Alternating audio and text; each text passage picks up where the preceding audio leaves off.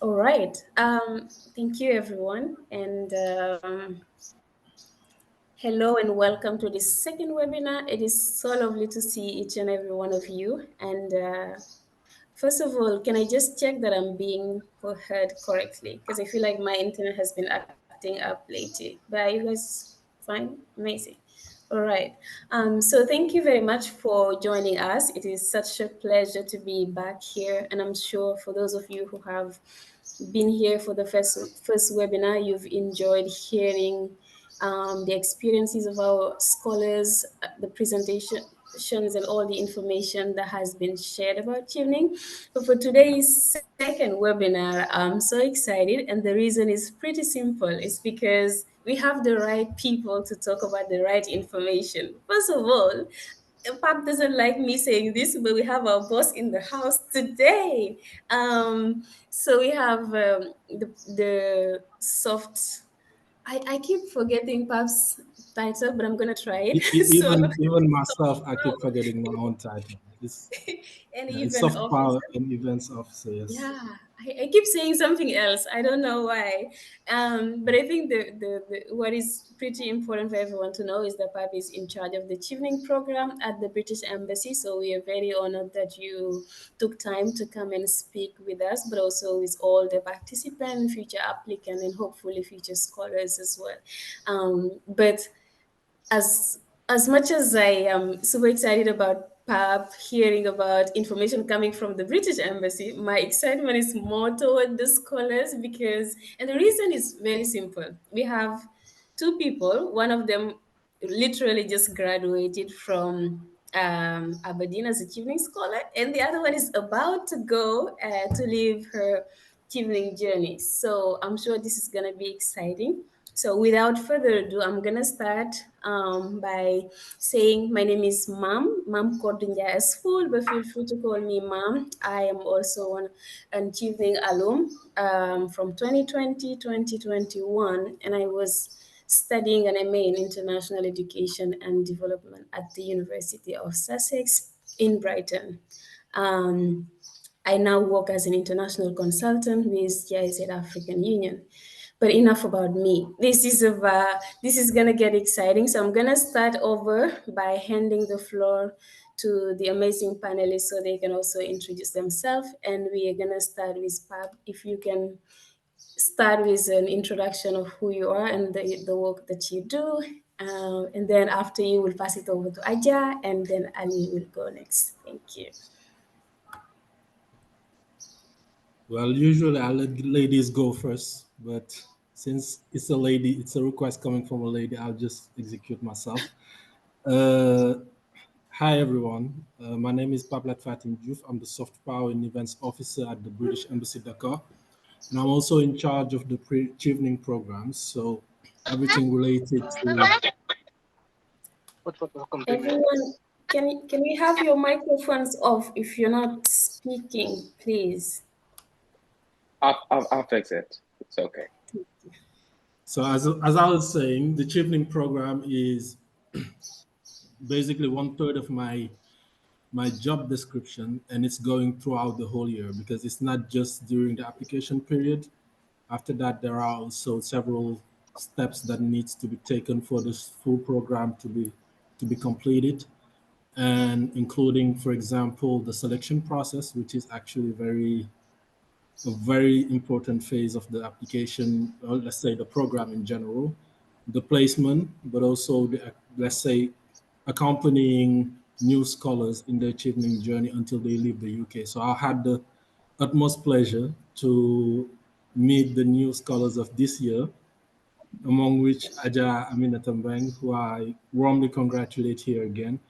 And I'm really looking forward to a insightful discussion, but also a thought-provoking and generous discussion because it's coming from alumni themselves. And I think that's the essence of Chevening, which is giving back and lifting up communities. So I'm really looking forward to this discussion. Thanks. Thank you. Aja, I think Okay, you're so muted. my turn. Yes. Hi, everyone. I'm really happy to be here today. And thank you, ma'am, for the invitation. My name is Aja Aminata Meng. I would like to apologize in advance in case my voice just go off. So I am happy to say that I've been chosen this year for the 25-26 Chevening Scholarship. And we go to the University of Sussex in the Institute of Development Studies, which is the first in the world. And we pursue a master degree, an MA in governance, development, and public policy. And I'm here to share any tips, any piece of advices, anything that can help you to write your essay very well. And if you have any question, please do not hesitate. Thank you. Badar. Thank you. So it's my turn. Hello, everybody. My name is Aliyun Badara Diop.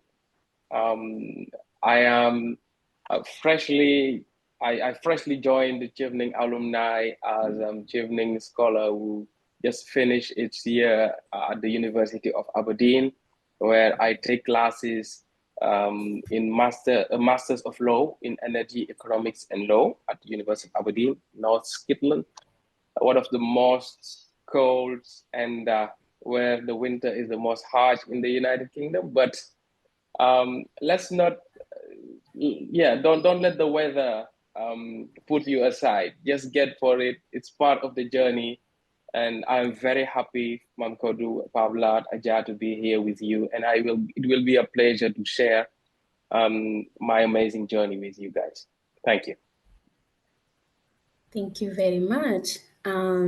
And you should have brought some good weather with you because we are sweating. Oh, yeah. Yeah, thank you very much. So this is the structure of our conversation. We're gonna start first of all with presentation from Pab, who's in charge of the Chevening program at the British Embassy. He's gonna walk us through what the program is, as well as maybe what the application process look like, and any other important information from the person in charge of Chevening, basically. After that, we are gonna go and do some experience sharing. We'll hear the experience of Pab, but also hear some advice and what Aja is looking forward to the most. And then we'll end up with some, well, not end up. The third part is gonna be some advice on how do you apply both for the scholarship but also for the universities. And last but certainly not least, we're gonna do some Q&A. So don't hesitate, if you have any question, drop them in the chat, and we'll try to do our best to get those questions answered. Now, without further ado, Pap, I'll hand it over to you for the first half of our conversation. And maybe you can tell us more, because I'm sure many people have seen us post about Chevening. Literally yesterday, somebody asked me on TikTok, I keep seeing this word chevening everywhere, but what is that? Like, what is chevening? Good thing Pap is here to tell us what chevening is. So over to you.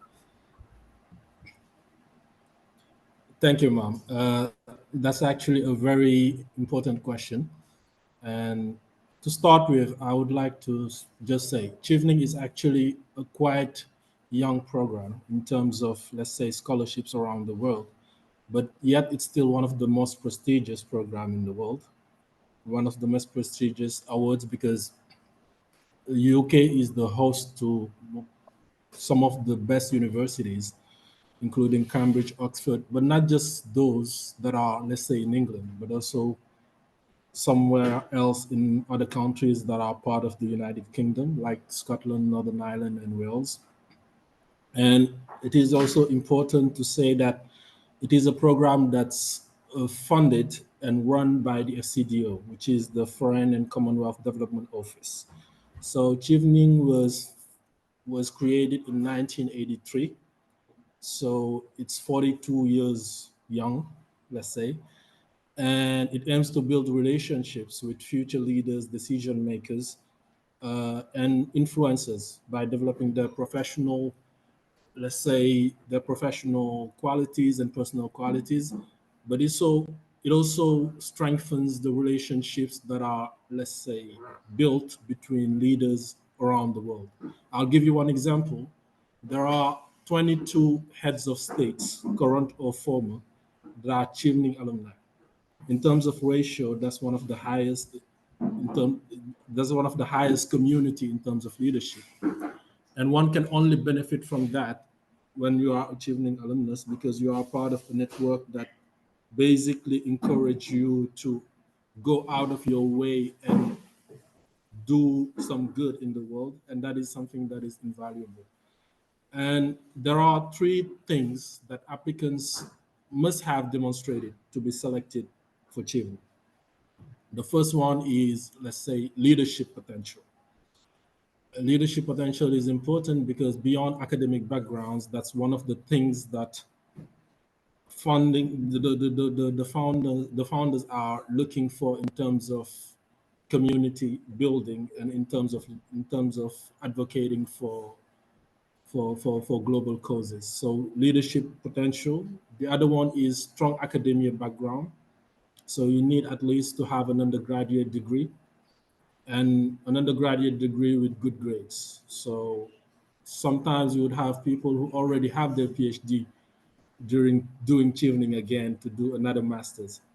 And it might be baffling to people, but it is because beyond the fact that they have the opportunity to have another master's degree in their area of perspective in their area of expertise, it is also a way to help them develop their leadership skills because there are many, let's say, forums, trainings, workshops that are around Chevening that are necessarily academics oriented, but aims to build the type of leaders the Chevening community wants to put out there in the world.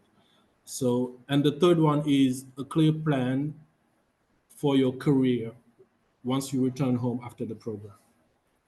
And all of those three, let's say, essential skills that you need to demonstrate to be selected are part of the essay questions or the supporting statements that you need to include in your applications. We will talk about that a bit later.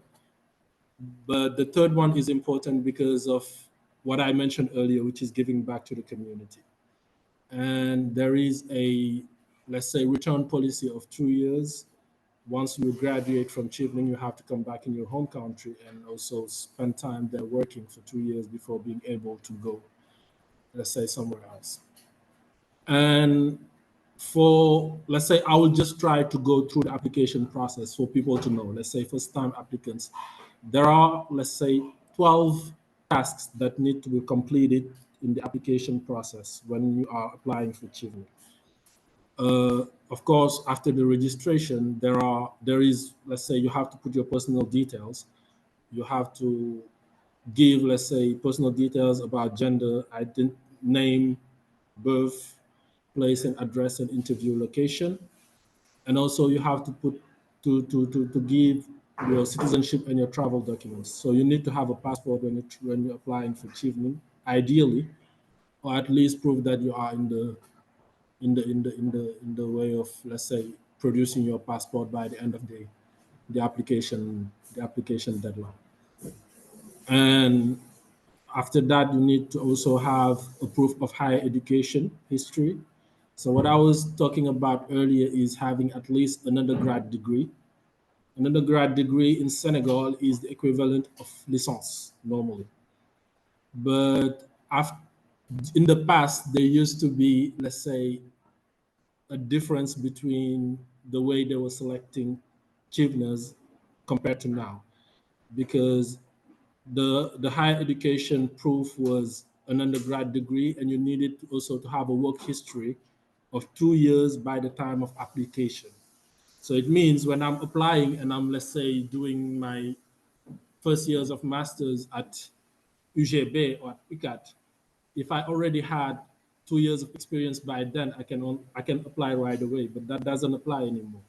This year they changed it, and you have to complete 2 years of work experience after your undergrad, which means something similar to 2,800 work, 2,800 hours of work 2,800 hours of work, and that can be full-time, part-time, that can be voluntary, that can be also, let's say, unpaid internship or also paid work.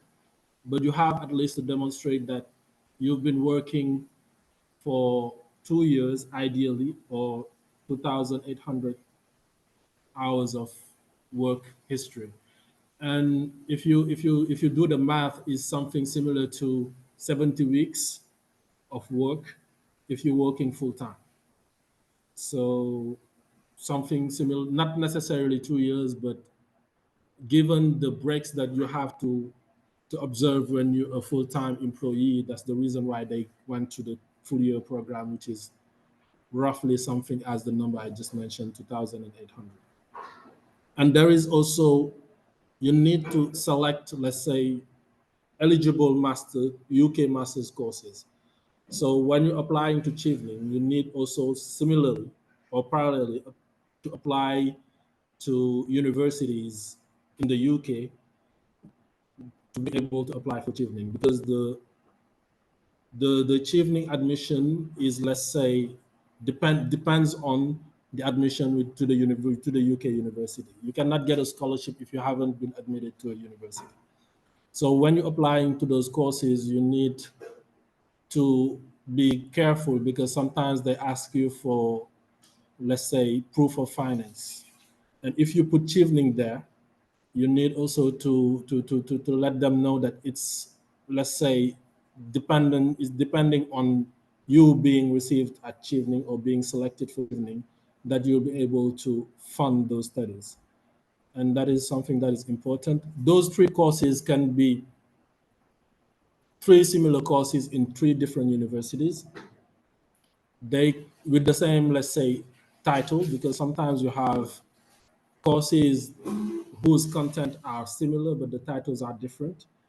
You can choose those courses still. You can also choose, let's say, similar courses with the same titles. You can also choose different courses with different titles. But one thing you should not do is to go, let's say, out of your way and pick two courses that are completely different from what you want to study at the UK. You cannot, for example, want to study, I don't know, governance and public policy like Aminata Meng, and choose, let's say, biology at the University of Aberdeen and global governance at the University of Sussex, because those two don't align. So there needs to be a clear structure when you're applying for those UK universities. And at some point also, you will need to provide references, but the references are only, let's say, requested after you're selected for an interview. So by the time of applying the first time, you don't need necessarily a reference letter. But when you are notified that you've been selected, so something around February or January in general, you will need then to get in contact with your referees for them to produce reference letters for you to support your application. And the probably the crux of the matter, which is next, is the supporting statements. So let's say the essay questions. I will come back to that later, because there have been some updates this year regarding the essay questions. But you need also to write 4 essay questions regarding networking and influence. And you also need to write an essay questions related to your choice of the UK and the course that is provided. Another essay questions is leadership. And the final one is your goals after you return home. So your career plan, mid-career and long-term plan after you return from your Chevening scholarships program. And after that, let's say in the application, you also have questions regarding equal opportunities, for example. Those are not necessarily part of the application as such, but it is intended to provide the Foreign Office with information that would help them make the program more inclusive. So it's related to ethnicity, disability, background, urban information, and education type, those type of information. But that's not necessarily something that could be an impediment in your application for Chevening. It's just information that we would need to use to make the program more inclusive. And finally, you would just have to submit your application, which is basically a task that will be unlocked after you achieve all of the steps that are required. And then after the submission, you will be able to, let's say, download your application as a PDF format or withdraw it if you wish. But it should be noted that there are no edits. No edits are allowed once you submit the application. So if you are still working on your essay questions, you need to make sure that everything is ready for submission before you hit that button, and make sure so that you have all the necessary steps covered before you submit your application. And after that, there is, let's say, our part, which is the post submission management. We will be notifying you via the platform. So if you are selected, you will receive an email, but also on the platform, which is the Scholar Application Management platform, you will be able also to find information relating to your application. So I said earlier that I would go back to the questions, let's say the essay questions we had on the that I mentioned earlier. So there are some changes that have been operated within the essay questions this year. And the first one is actually the reduction of the number of words that are allowed. So previously there used to be 500 words, but from this year on, the Chevening, let's say, management decided that they would reduce it to 300 words.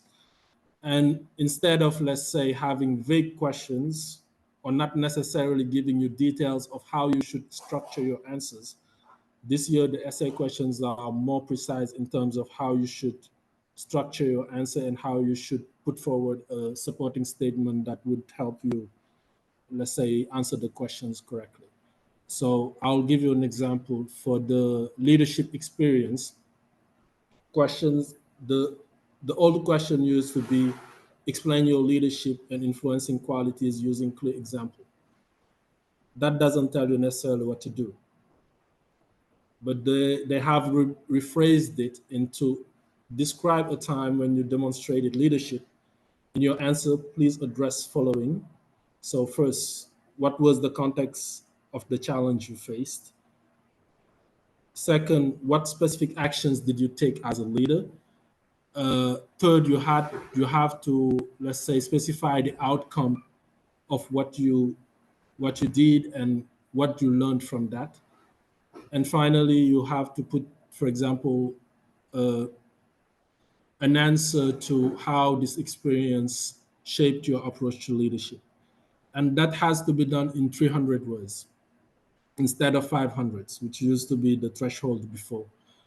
And the importance here is to make sure that the applicants have a capacity to analyze well and to be concise yet percutant and pertinent. And the same, let's say, rationale has been used for other questions. So when it comes to relationship building and influence, when it comes to cause, choice, and global challenge, and when it comes to career plan and impact, which are the four essay questions that you need to answer to be able to put a strong application on. And yes, I know, like, I gave a lot of information in a condensed period of time. So if there are questions regarding that part, I'm happy to talk about it before, let's say, touching on the added value of Chevening, because there is also that part of Chevening being more than a scholarship that needs to be addressed. And I'm happy to talk about it later. But if there are questions regarding this, Thank you very I'm eager to answer them. Thank you very much, Pap. I think that was very informative. So far, we've got one question in the chat, and it says, should the reference letter be written for Chevening or it can be general? Because mine's a general. No question. I feel like if I understand this question, I don't know if the person is asking if it should be like the reference letter general for Chevening. Huh. Chevening only or for both Chevening and the universities? Not sure I understand the question. So Malak, maybe if you can clarify what you mean there. I feel like my understanding is maybe if you can write the reference for Chevening and use that same for the university. That's the understanding I'm having, but maybe they will clarify. Somebody else is saying, Yes, thank you for your question. I mean, if the Chevening reference letter, it's for the Chevening committee, not a general one, like for the master's program or for the university. So thank if you. yes,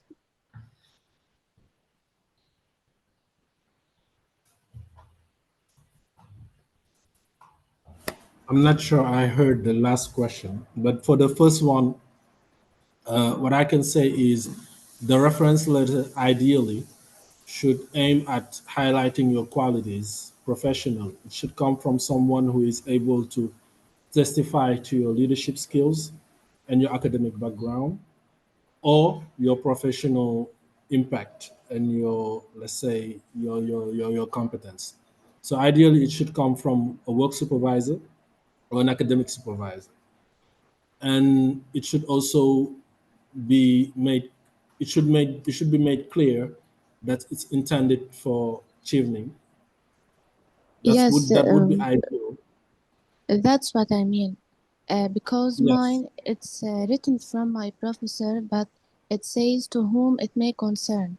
So I use this recommendation letter or reference letter for different programs, not just for chevening. Okay.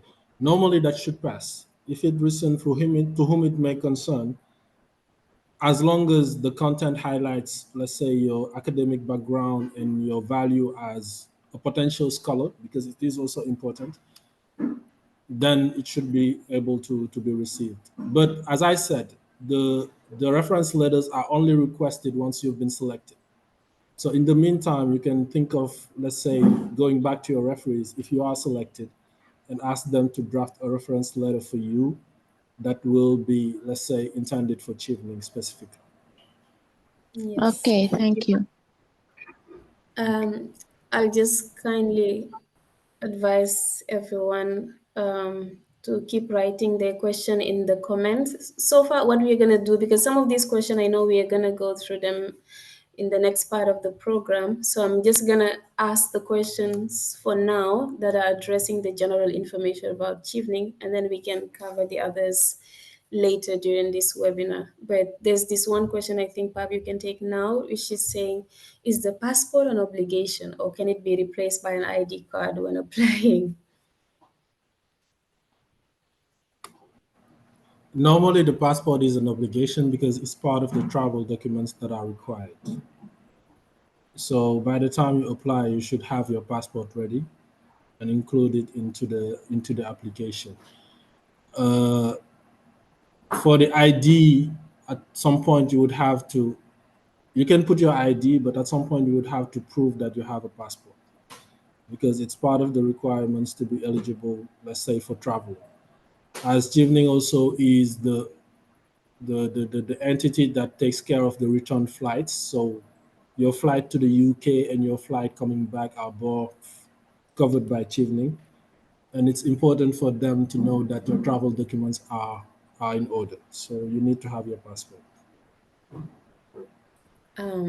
Thank you. Now there are three questions I think we can do in one answer because they're all about language tests. So someone is saying, do we need to take the IELTS test? Somebody else is saying, as French speakers, do we need the English test? Someone else is still saying, are there any universities? Let me see. Are there any universities that I believe they're saying does not require English test? But for that one is easy to answer. I would say just go and verify in the university website. But then I'll pass it over to you, Pap, to see like to tell us a bit about the language requirement and yeah. So, as you mentioned, it's actually the right answer. They should check with the universities they're applying if the language requirement or the language certificate they have is accepted there to be able to apply for it. Ideally, you should have, let's say, IELTS, because it's the reference, let's say, certificate for Chevening in general and for UK universities. But it all depends on the universities you're applying for. And also, Yes. previous alumni can share maybe their insights on that. Do you guys have any advice? And maybe I'm gonna add this one so you can also, like, while you're adding, also help answer. Somebody's saying, do we need to provide an IELTS certificate in the application portal? So while you're telling us about the IELTS, maybe you can also address that. Oh, can I go and I can help for that one? Yes, Before please. 2016, it was asked for the Chevening application to present a certificate of language, but after that they just changed it. So for now, all you need to do is to secure your scholarship and your admission at the university, which is two applications different. I mean, you need to go through the Chevening application to secure the scholarship. At the same time, you need to go to each university and check their admission conditions. So, um, there is no general answer to that question. Each university have its own condition to get into. So, if you want to go to University of Oxford, Cambridge, you want to go to each university, you just go into you look for the program you are looking for. Their website are more than like all the information, very insightful. For each program, they will tell you these are the entry requirements. And I know that generally speaking, for a master degree in the UK, they will ask you for IELTS academics, not just the IELTS, the general IELTS. They will ask for the IELTS academics or TOEFL, like the comparable certificate for TOEFL, but for academics one. And the I know for the IELTS, the least grade you should have is 6.5. But for some universities, they will ask 7 or 7.5 for IELTS. It really depends from a course for a program to another. So there is really no general answer to that question. All you need to remember is that to apply for Chevening, you don't need actually during the application to be eligible. You don't need by now to have a language certificate. But I highly recommend you to start working on it now, because otherwise you will go until they will invite you um, for let's say interview, and at that point you will be on a rush to secure an admission to the university. And I do know people who lose the scholarship because they didn't have an admission to a university because they did not have the English language admission requirement. They did not satisfy that. Thank you. Thank you. That was very helpful. Aja, do you have any additional information you want to share on that? Yes, this is what I wanted to emphasize, that the IELTS academic, and it is very important when you have to do your test to specifically choose that one. And I remember that I spent many hours on the university websites just for the requirement, because coming from a French countries and studying outside of Senegal, because I studied in Morocco for my undergraduate, I had to go through all the information, the website, to be sure that I have the right information, that I was able to provide, any translated documents, etc. So you have different sources of information, and you need to do your homework as a mom. You need to go to those websites to take your time. Once you have the ideas of the university you want to choose, just take your time and go to those websites and just make a checklist, to be sure that you are not rushing out of time, and you are not just, let's say, wrapping up your application just because of the time, but you really take the time to write your personal statement, to provide all documentation that may need. And for now, you just need to know that you have two different applications. One is the Chevening.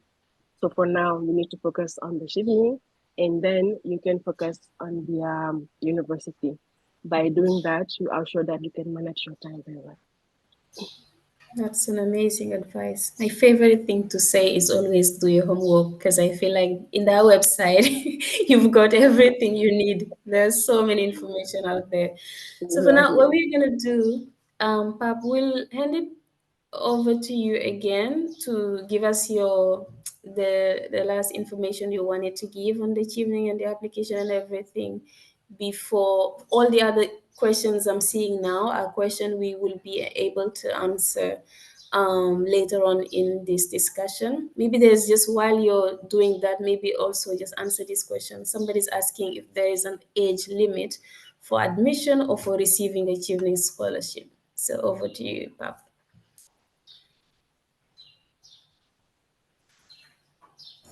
Is he around?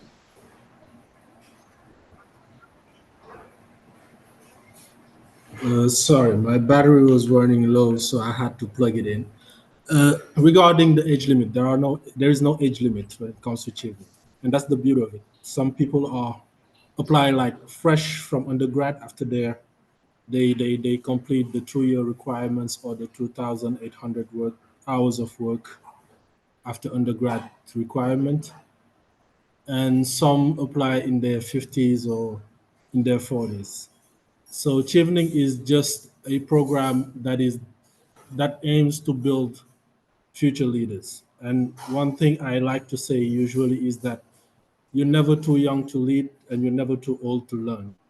And that's the beauty of Chevening, because you would have people from all age groups, from all backgrounds, from all ethnicities and cultures, driven by the same ambition of adding value to the world. So regardless of your age, you can apply to Chevening.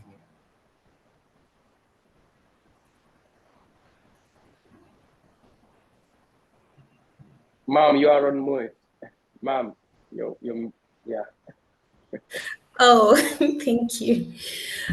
Pap, did you have any other information that you would like to share with us before we move to the second part of this panel? Well, what I wanted to share is not necessarily information. It's just basically to motivate people to apply to the program, because I was saying earlier that it's more than a scholarship. It's not just something that aims at giving you a full year funded to go to the UK to study. It also aims at, let's say, putting you in situation where you would have to navigate life by yourself as an adult and to learn and grow professionally and personally. And I feel like that's something that needs to be, let's say, said when it comes to Chevening, that you can apply to Chevening at any age, at any stage in your life, but also you can go out there and make an impact as a leader when it comes to Chevening.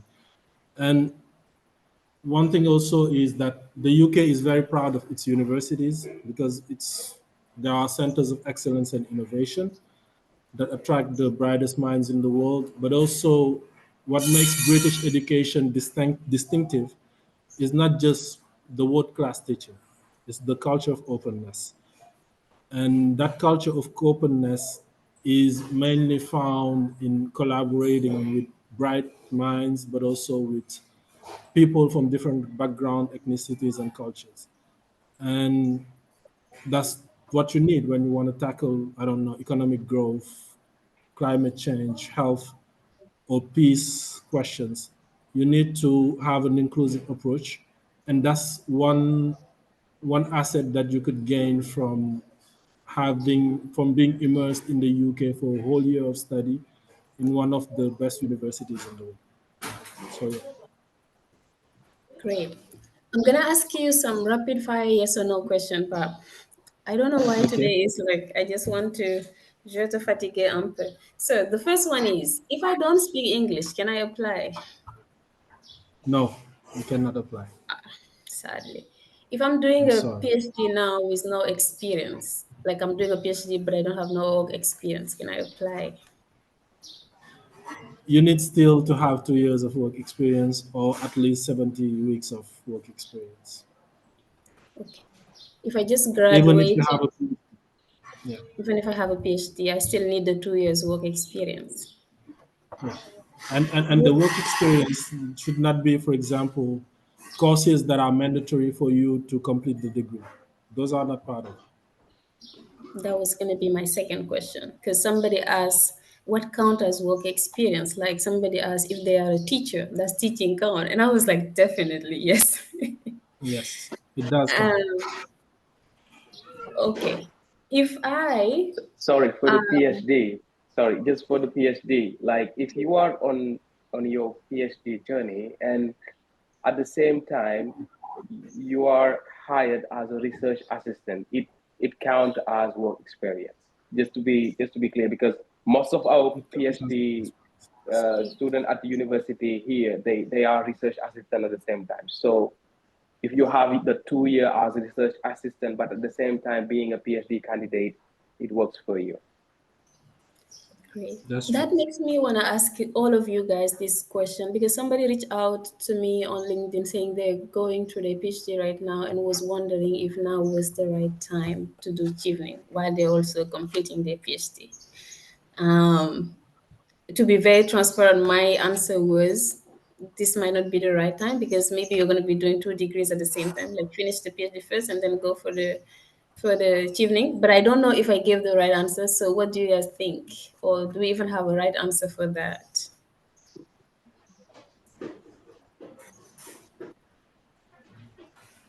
Well, I'll go first. I think when you are on a journey where you have a clear, let's say, idea of what you want to achieve in and the period of time you want to achieve it, you can organize yourself to do achievement.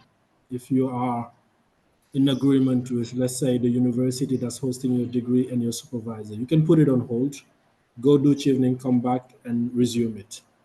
At the same time, it depends because you also have, let's say, a PhD is very restraining and challenging in terms of requirements, in terms of demands, academic demands.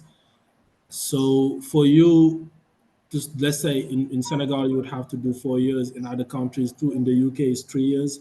But for you to go to start a journey of several years of, let's say, academic training and stop it there to go do a master's degree, it can be also difficult, a difficult decision. So at the end of the day, it depends on the applicants, but they need to put into consideration their long-term goals, how they want to do it, and the time they have to realize that goal.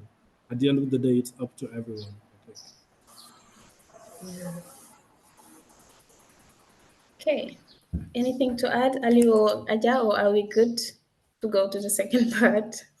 I think that we are good. Maybe Pap, I would like to mention that at this stage, even if you are not as to provide the reference letters, you need to add the names and the information. So it is very important when you identify your referrers, you have to inform them, of course, and then just add their name and their contacts. And once you have been selected, then you can go and ask for the letters. That's true. Thank you. That's completely true. That's great. All right. Then we can now move on to the second part. Everyone asking question in the chat box, I am seeing them. But for the question that I know we are going to be covering now and later, we are just going to get back to them. So thank you very much, Pap, for that first half of the conversation. That was very informative. Um, Thank you so much. Now, moving on to the second part, we are now going to talk about now that we know what evening is and we're inspired to apply, how do we actually apply? How do we write those essays? How do you go about the universities? And for that, my second question actually let's switch it a little bit because I want to inspire you guys before we apply. And for that, I have the perfect person in this panel. I mean, Aline just graduated, which means Aline has literally just maybe completed his master in the UK, literally just been there for a year, has survived the weather, the rain, the cold, everything. So we're curious to know, Alun, let us know about your experience. How is it being a Chevening scholar? Tell us about your Chevening year, but maybe let us start the conversation with even your decision of applying. Walk us through the just some few why you applied, and then now after that small why you applied, then we can do a deep dive into your experience, because we're extremely curious to know how life was at Aberdeen and in the UK in general. So over to you. Thank you so much, ma'am. Well, why did I apply? I think Bob mentioned the how powerful the Chevening network is. If you are somebody who is projecting yourself in the future as somebody who definitely will be one of the world leader, or one who will be in the leading position in whatever the field in which you will be involved, you will heard about Chevening, or in your life you will meet a Chevening. I mean, it's not just because I apply as because of my position as a Chevening alumni, but in you will meet them. You will meet those achievements, because there are people, they are everywhere. There are more than 6,000, like 60, 60. We are 60,000, right? Yeah, like it's a 65,000. big, yeah, 65,000 achievements around the world, and every each of them are changing the world the way they are. So if you have that, if you are projecting yourself as somebody who will be a leader in your position, in your field, you will definitely meet somebody, or you will heard about Chevening, or Rhodes scholarship, or one of those scholarships. And from that point, you will start asking yourself, but what is that? Um, what is this stuff? What does it mean? And you will see that logo, and it's the same logo of the one of the United Kingdom, and say, okay, this is a big thing. And then you will do your homework. That's what mom talked about when she mentioned homework. It's all about searching about the program, knowing about the program, getting the information of what this is, when does this program begin, when does it start. We are like 42 years now.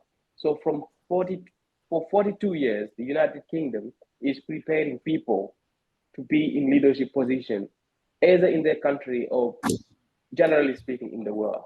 So I had the opportunity in 2015 to heard about Chevening while I was at third year at University Gaston Berger. So that's exactly where I heard about Chevening. And then I do the homework. I just search about this, the scholarship. I search about the information, the admission, what they asked for. I do know that there are some changes that occur in between. For instance, for the writing essays, for us, it was like 500 words. Now it's just 300 words. So they ask you to be more concise.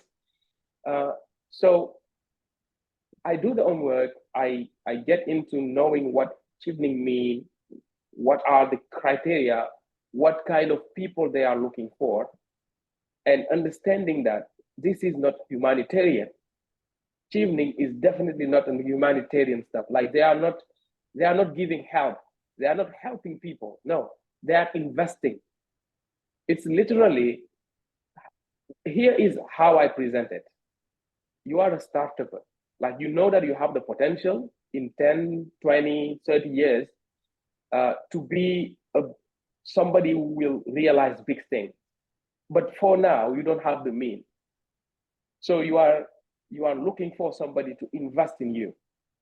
And Chevening is here as a program who is investing in people with potential.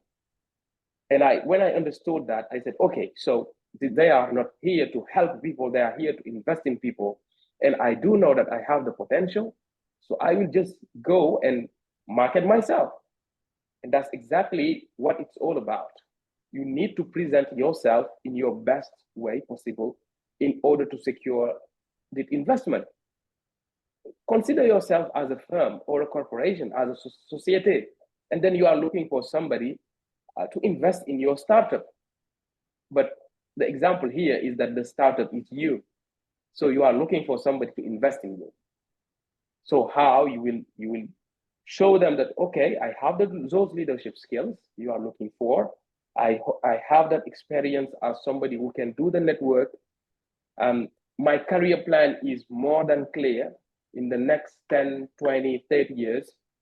And why I want to go to the UK and why I want exactly to go to this university, that also is very clear to me. And I remember in 2016, I met somebody who used to be, who is a Chevening alumni from, I think he's from Kenya. We just randomly met in a gathering in Dakar. And he, at that time, I thought that he was very harsh because he told me, because I was like asking very random, very question that all of them are available on the website. So when I asked those questions, that guy from Kenya, he just told me, you are not ready because those questions are available. They are available online. If you are asking me those questions now, if you are not asking me to proofread your essay at this point, it just means that you are not ready for the scholarship. But I will not be as hard as that guy. But the biggest advice, if you want to secure the scholarship, and I know that in the 53 individuals here in this webinar, you can, all of you guys, because there is no age limit. You can just tell myself, okay, I can take my time. Every year I prepare my application and I will submit. If it doesn't work, it's okay. There is no age limit. Easy. So you guys, all of you, can one day be Chevening alumni or Chevening scholar. So, but you need to do the homework. You need to understand what this program is. You need to prepare your application. You need to read about this Chevening scholarship. And also you need to go into YouTube. There are lots of video, guys. People like Chevening scholars are really, like, they are, I consider them as the biggest give back community in the world. They are very happy to have new Cheveners to join them in this community. So all that information are available. So why I applied, at some point I saw that it was time for me, because I got my first master degree in University Gaston Berger in 2017. After I secured my first master degree in law, I went to the workplace. I joined a financial company where I worked for the last from 2018 to August 2024, when I leave Senegal to go to Aberdeen to do the master. And why? Because the best place in the world where they teach programs about oil and gas and, generally speaking, the energy industry is the North Sea in Scotland. So for me, the destination was crystal. Everyone, can you please mute yourself? I'm trying to find who's speaking. Sorry about that, Alien. No problem. So yeah, so for me, the destination was crystal clear. It's the UK, first of all. And in the UK, specifically Scotland, because the North Sea is one of the most mature province when it comes to oil and gas and, generally speaking, the energy industry. And in Scotland, there is one place who is called the energy capital of Europe, and it's called Aberdeen. So for me, that the place was, it was clear that if I want to be an expert, if I want to learn about the most recent knowledge about the energy industry, I need to go to Aberdeen to study there. So literally, I can answer to that question about the program.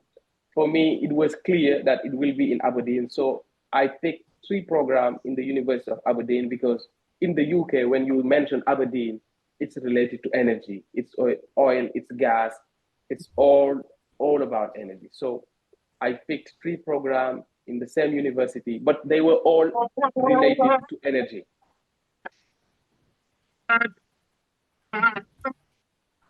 Yes. So the first program I picked was oil and gas enterprise management. It was an MSc. My second choice was a master's of law in energy economics and law, and the third one was energy transition law, a master's of law. So if you see, the first was related to fossil fuel. The second was just about energy, globally speaking, without a focus on fossil fuels. And the third one was the renewables, like energy transition. So there is a logic while picking your tree program, and that's exactly what I did. And yeah, that's my journey in the, choosing a program and going to the UK. Nice, fantastic. Thank you for sharing that. But I'm gonna still stay with you because I want now, outside of that choice, to tell us how it was living there for 1 year. What were the things that you've done? What was the experience like? Now we're in Aberdeen. Ah, well, um, we are from West Africa. Most of the people attending this event are from West Africa. So we just have like a rainy season and a dry season. That's it.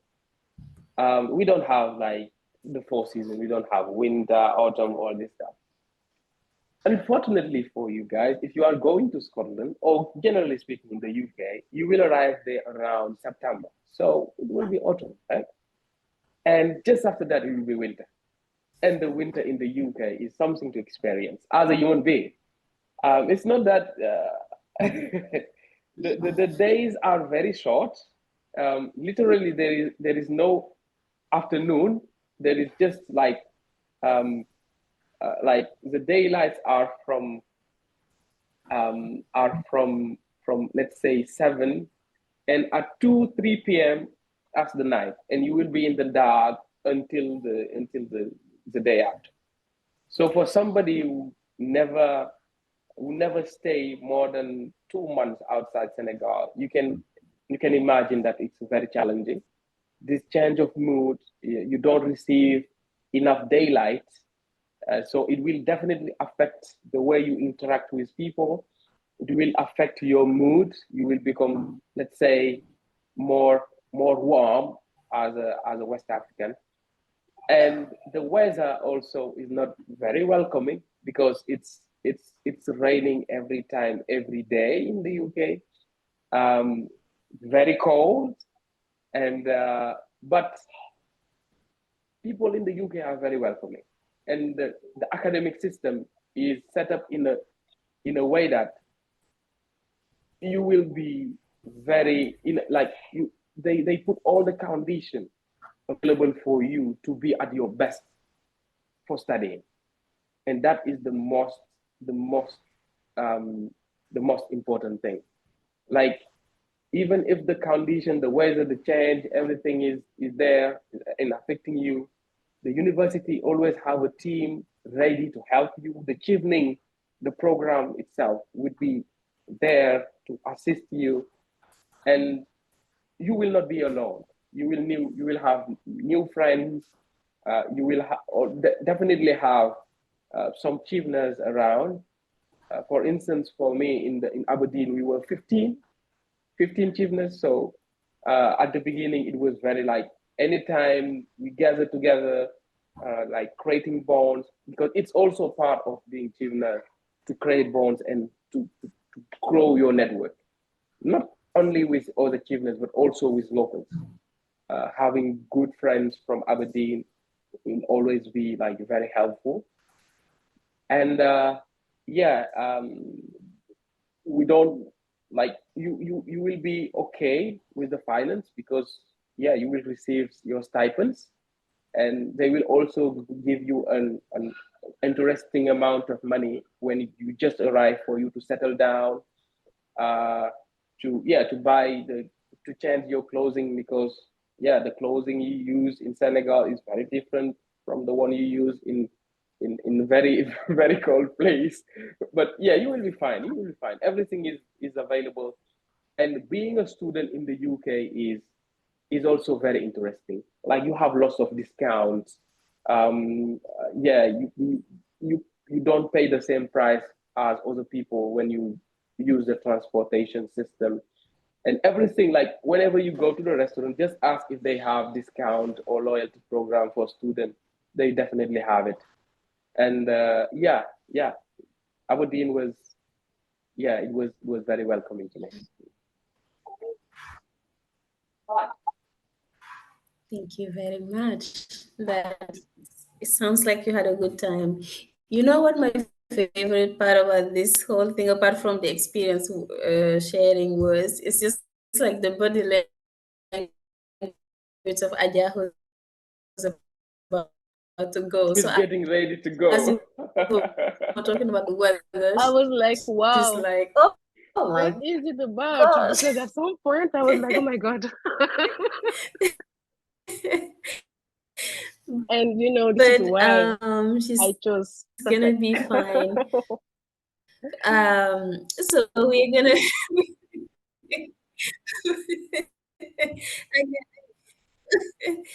no, but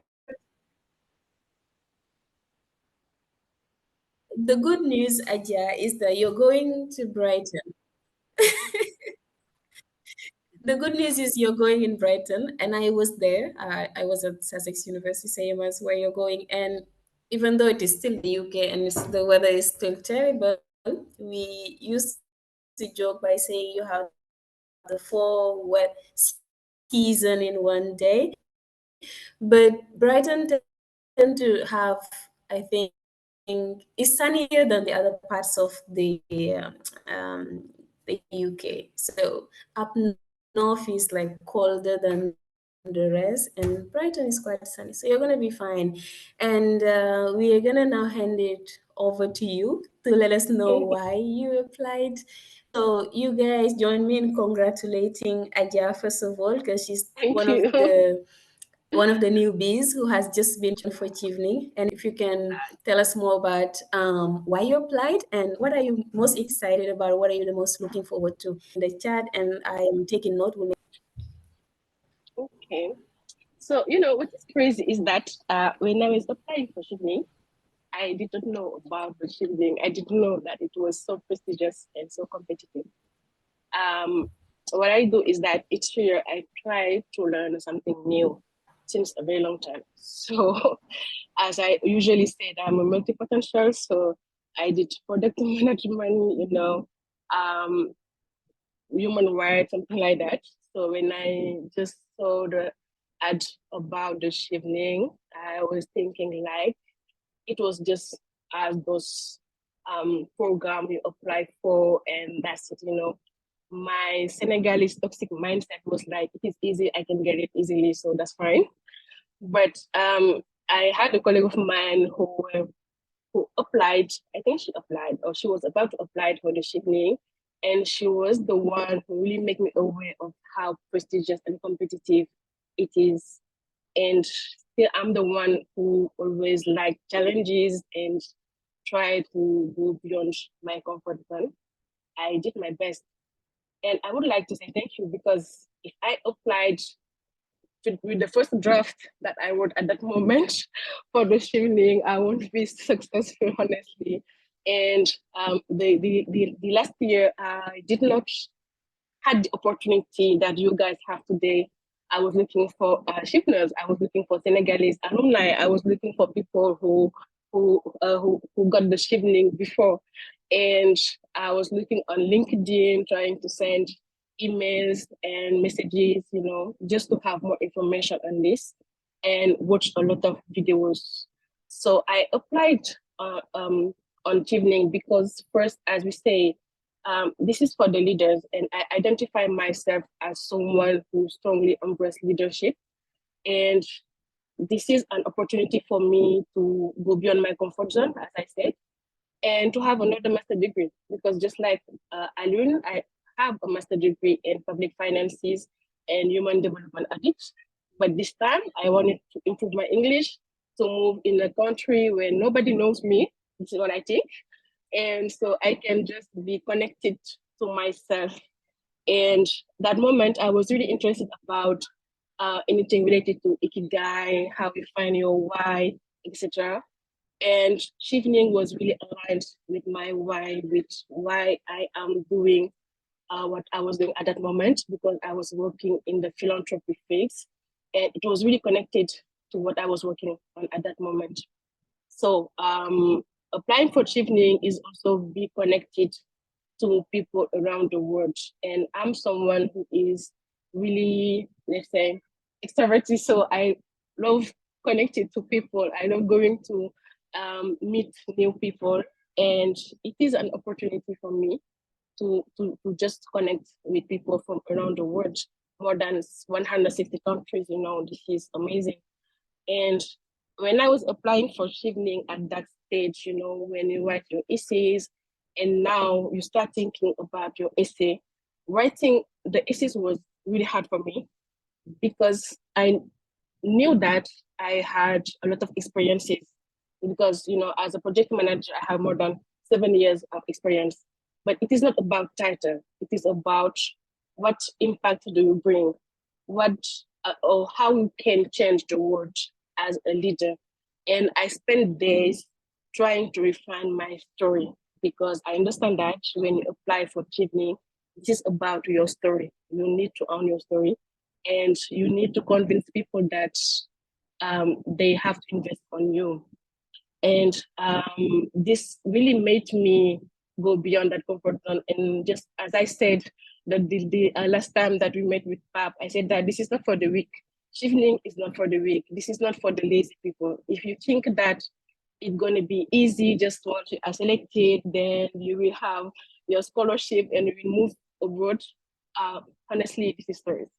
It is something that teach me resilience and patience, and just to let go and to be true to myself, because at some point you have to just make the connection between what leadership means to you with your career goal, and how you can achieve that by studying.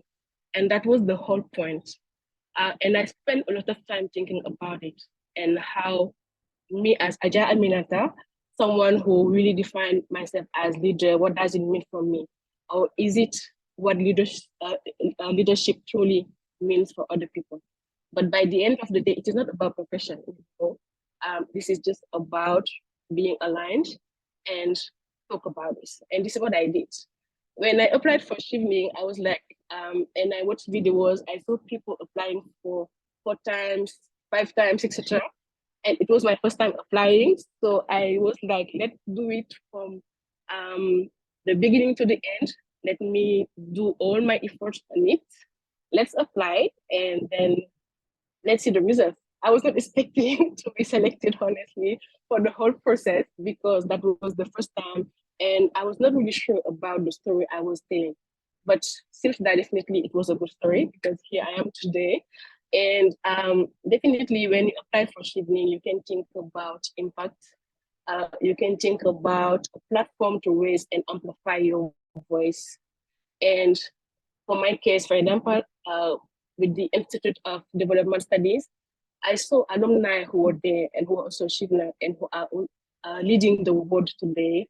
And this is really inspiring for me. So since I do have, like, let's say, big ambitious project, Mom, as you know, I was like, okay, just let's go and do it and see what are the outcomes, and how I can change the world in my way, and just starting by Senegal and the West Africa region. So amazing, and you're so inspiring.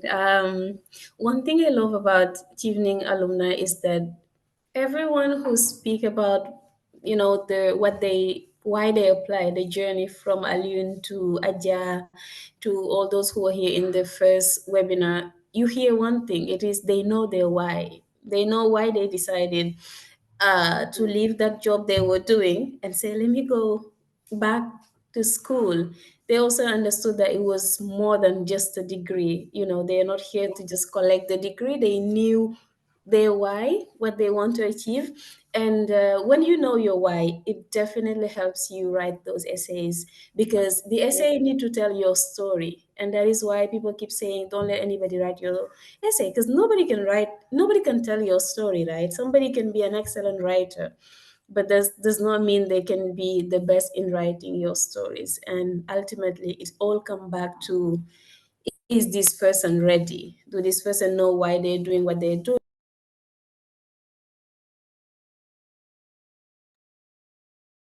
Looks like we lost Mom. Yes.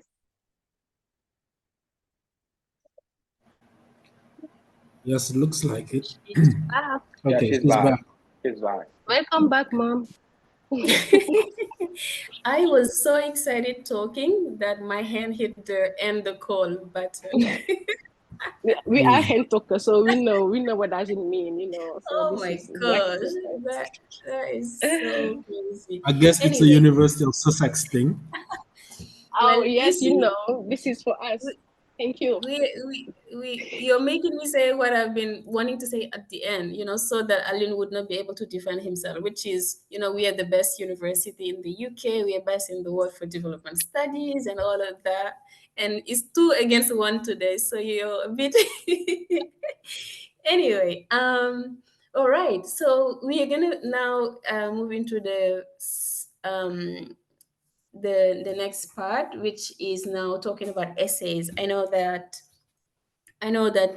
essays are really like the key part. That is what makes you stand out. Everyone can put all the other information, but those essays are the one that makes you stand out. So I'm gonna hand it back to Alun to tell us. Alun, can you tell us what your advice are into writing the best leadership and networking essays? And in giving us those examples, maybe if you can just go through some do's and don't throughout the essay writing process. Thank you, Mom. So, Mom, you mentioned something very, very interesting. It's about knowing your why. And when you know your why, all your projects, everything you do in your life will be related to something bigger than yourself that you are about to achieve in the near future. And having that in mind, what like you already have all those experience. And I do know that if you intend to apply for the Chevening scholarship, it means you already realize big stuff about leadership, about networking in your life already. So the challenge will be how to market it to this investor. Again, I am from the private sector. I like using the business language. So take it that way. It works for me. It won't work for everybody, but I know that it's a great example.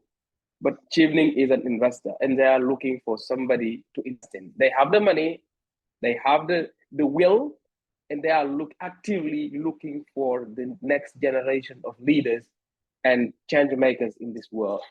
And you are probably one of them. So if you are about to talk to somebody who is ready to invest in somebody who have the potential, and you know that you have the potential, how will you present yourself? So that's what your statements are about.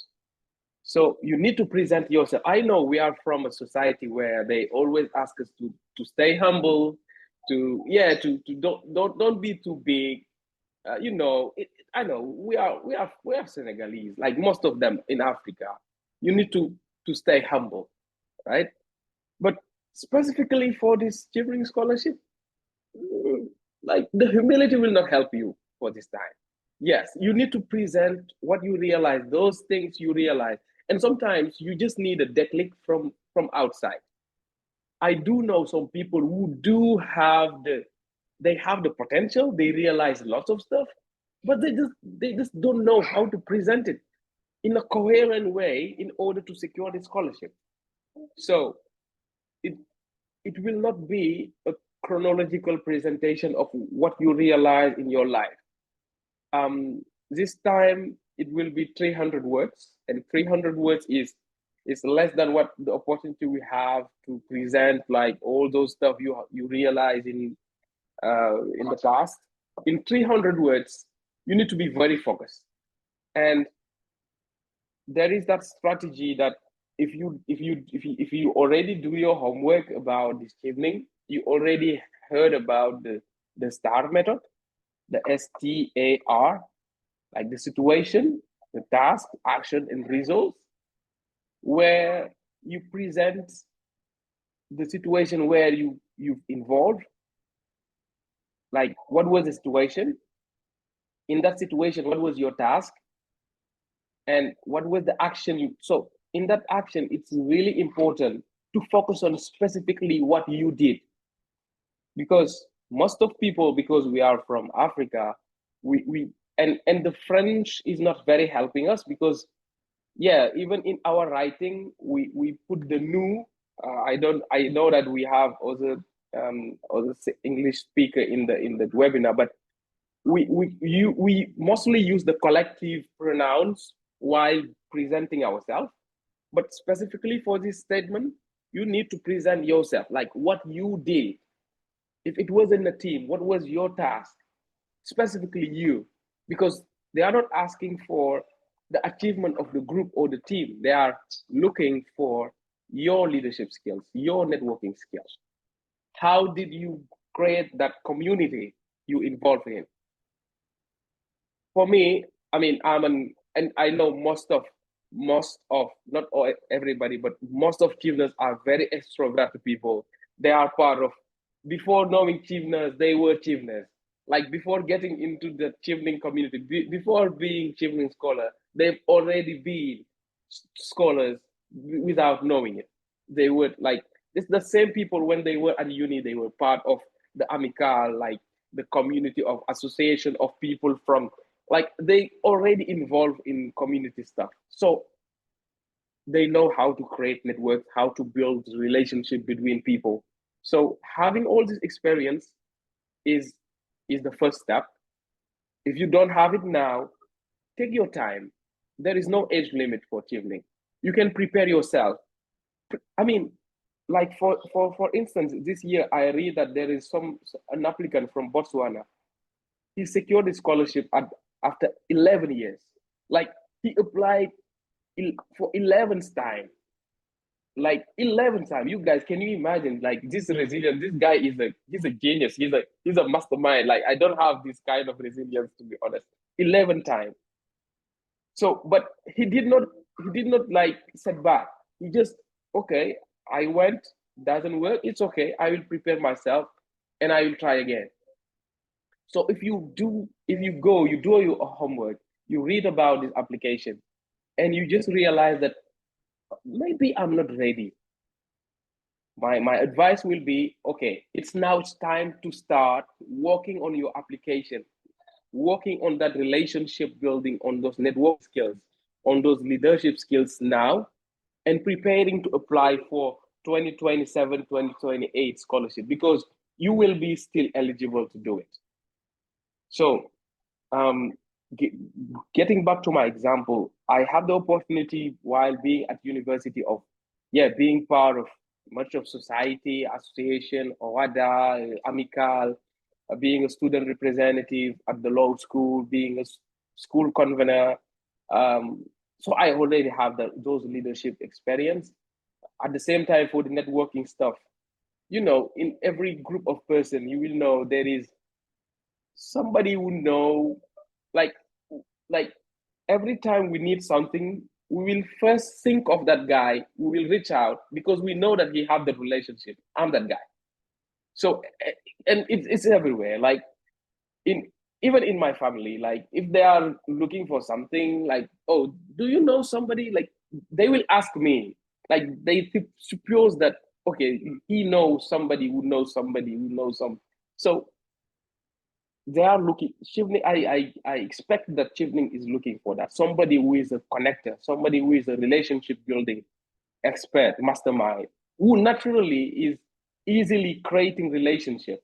So now, if you have all those skills, the next steps and the big challenge will be how to put it in 300 words. And that, my friends, you need to work on it now. Like if you did not start yet, you don't have much time left, because the next application will close very soon. So start now. Don't procrastinate. Don't procrastinate. Don't procrastinate. You don't have enough time. This is a reminder for the procrastinator in this webinar. Just don't put it for tomorrow. Start now.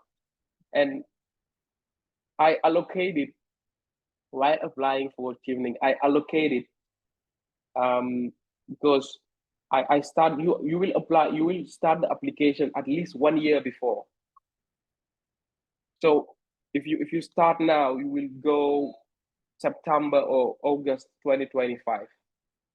So if you are not ready for this one, prepare yourself for the next application period, and start working on your essays.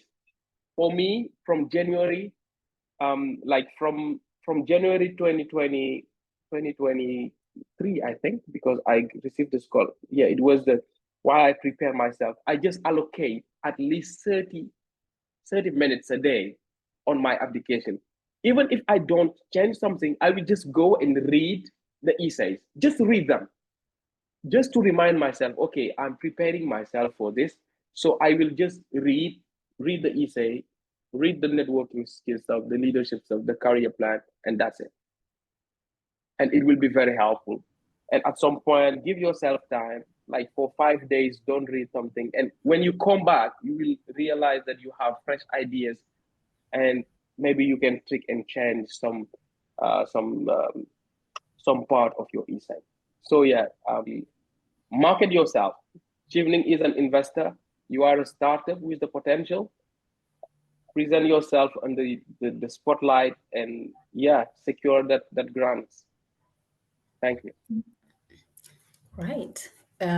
Market yourself, then everyone. Thank you very much, Aline. After the leadership and networking essay, the two other ones are on why the UK and the career plan. And Aja, if you can help us with some advice, some do's and don'ts on how to write those essays. I'm also starting to be very aware of time, guys. So if we can maybe summarize our answers a bit so we can have time to go through the Q&As. Thank you. Over to you, Atia.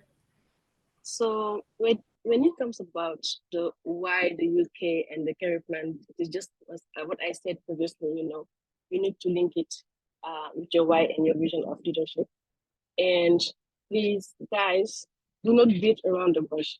I know that as Francophone, we always need to have the introduction to repeat ourselves, to just make many examples, but we just need to reframe our mindset and go straight to the point.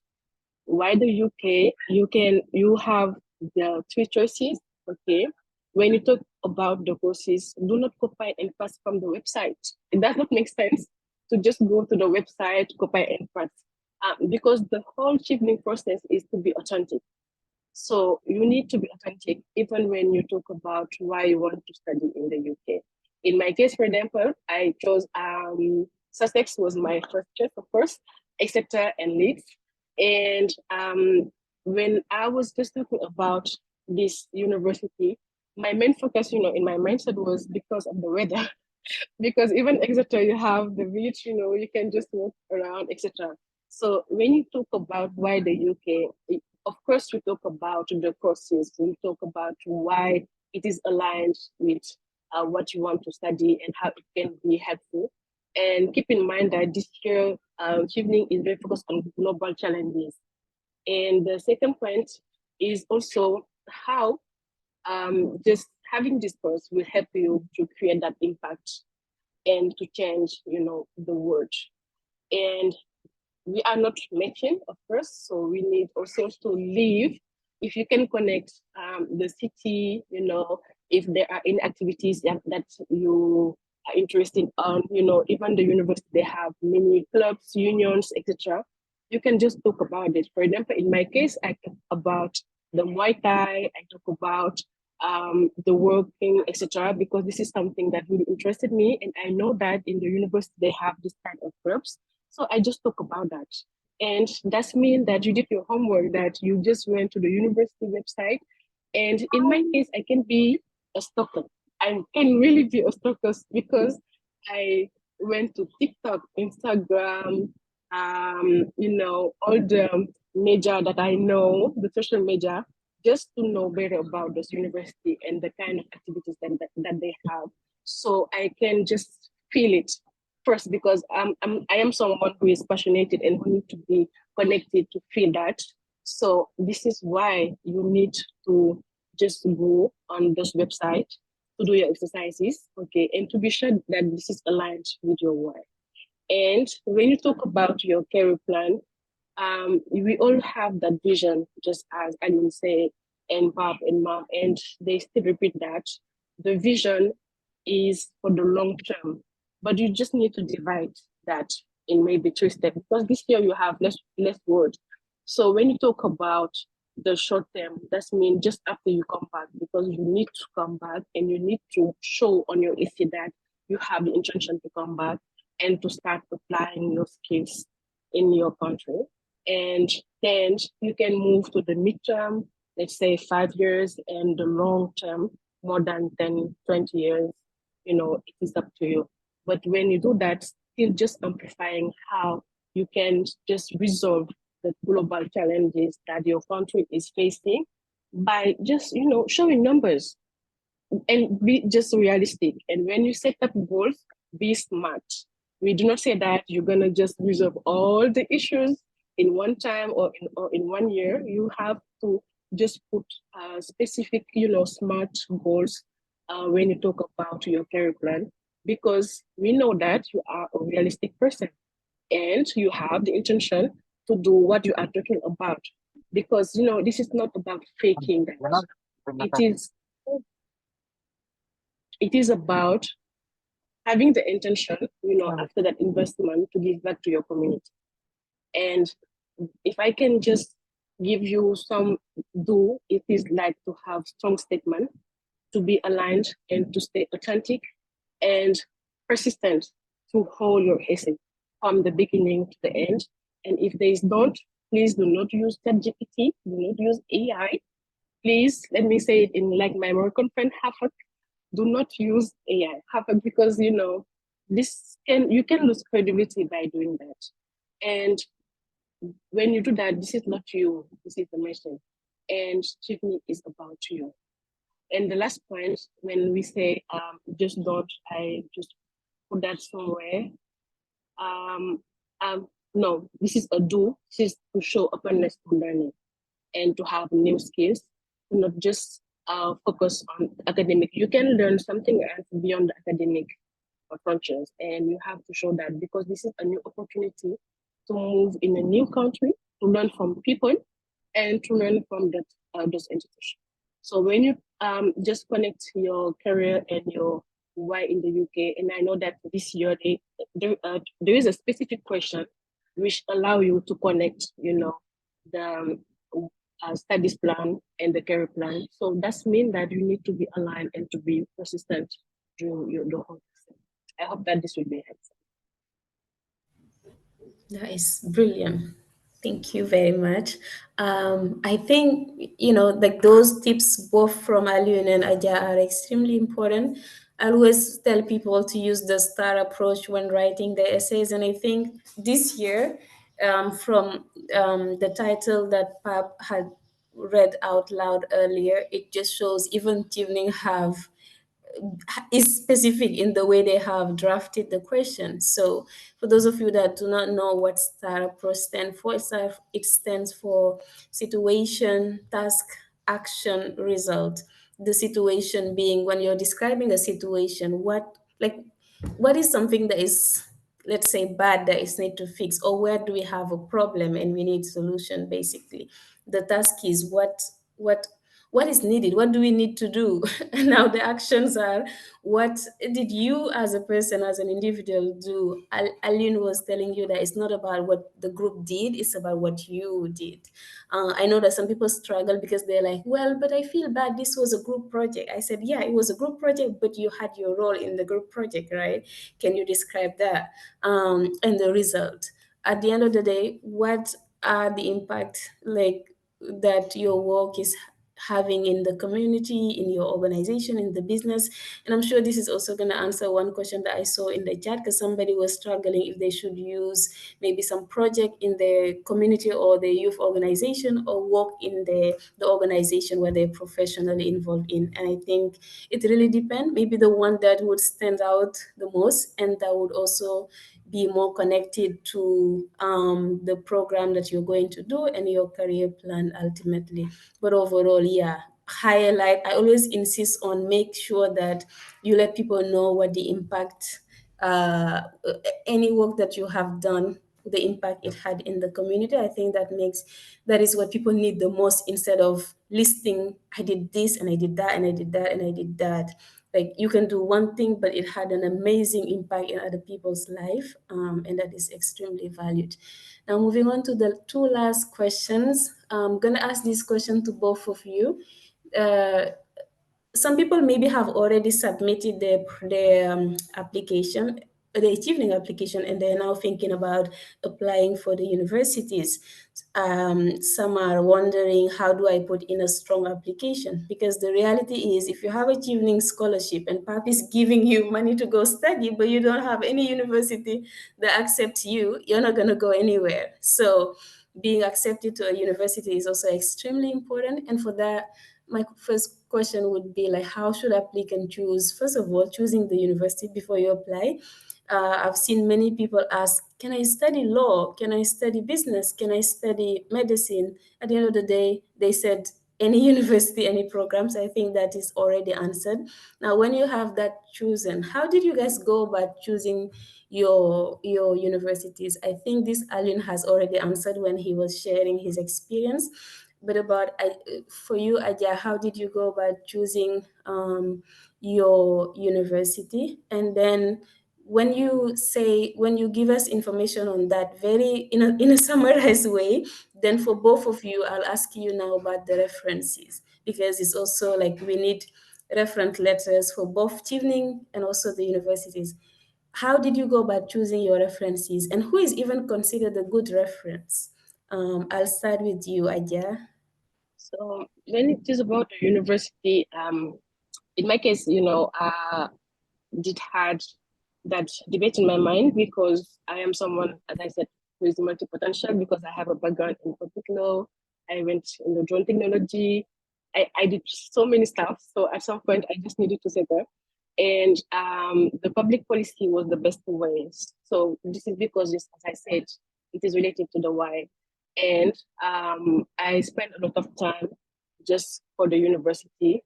And this is something very individual and very personal. You have to do it by your own.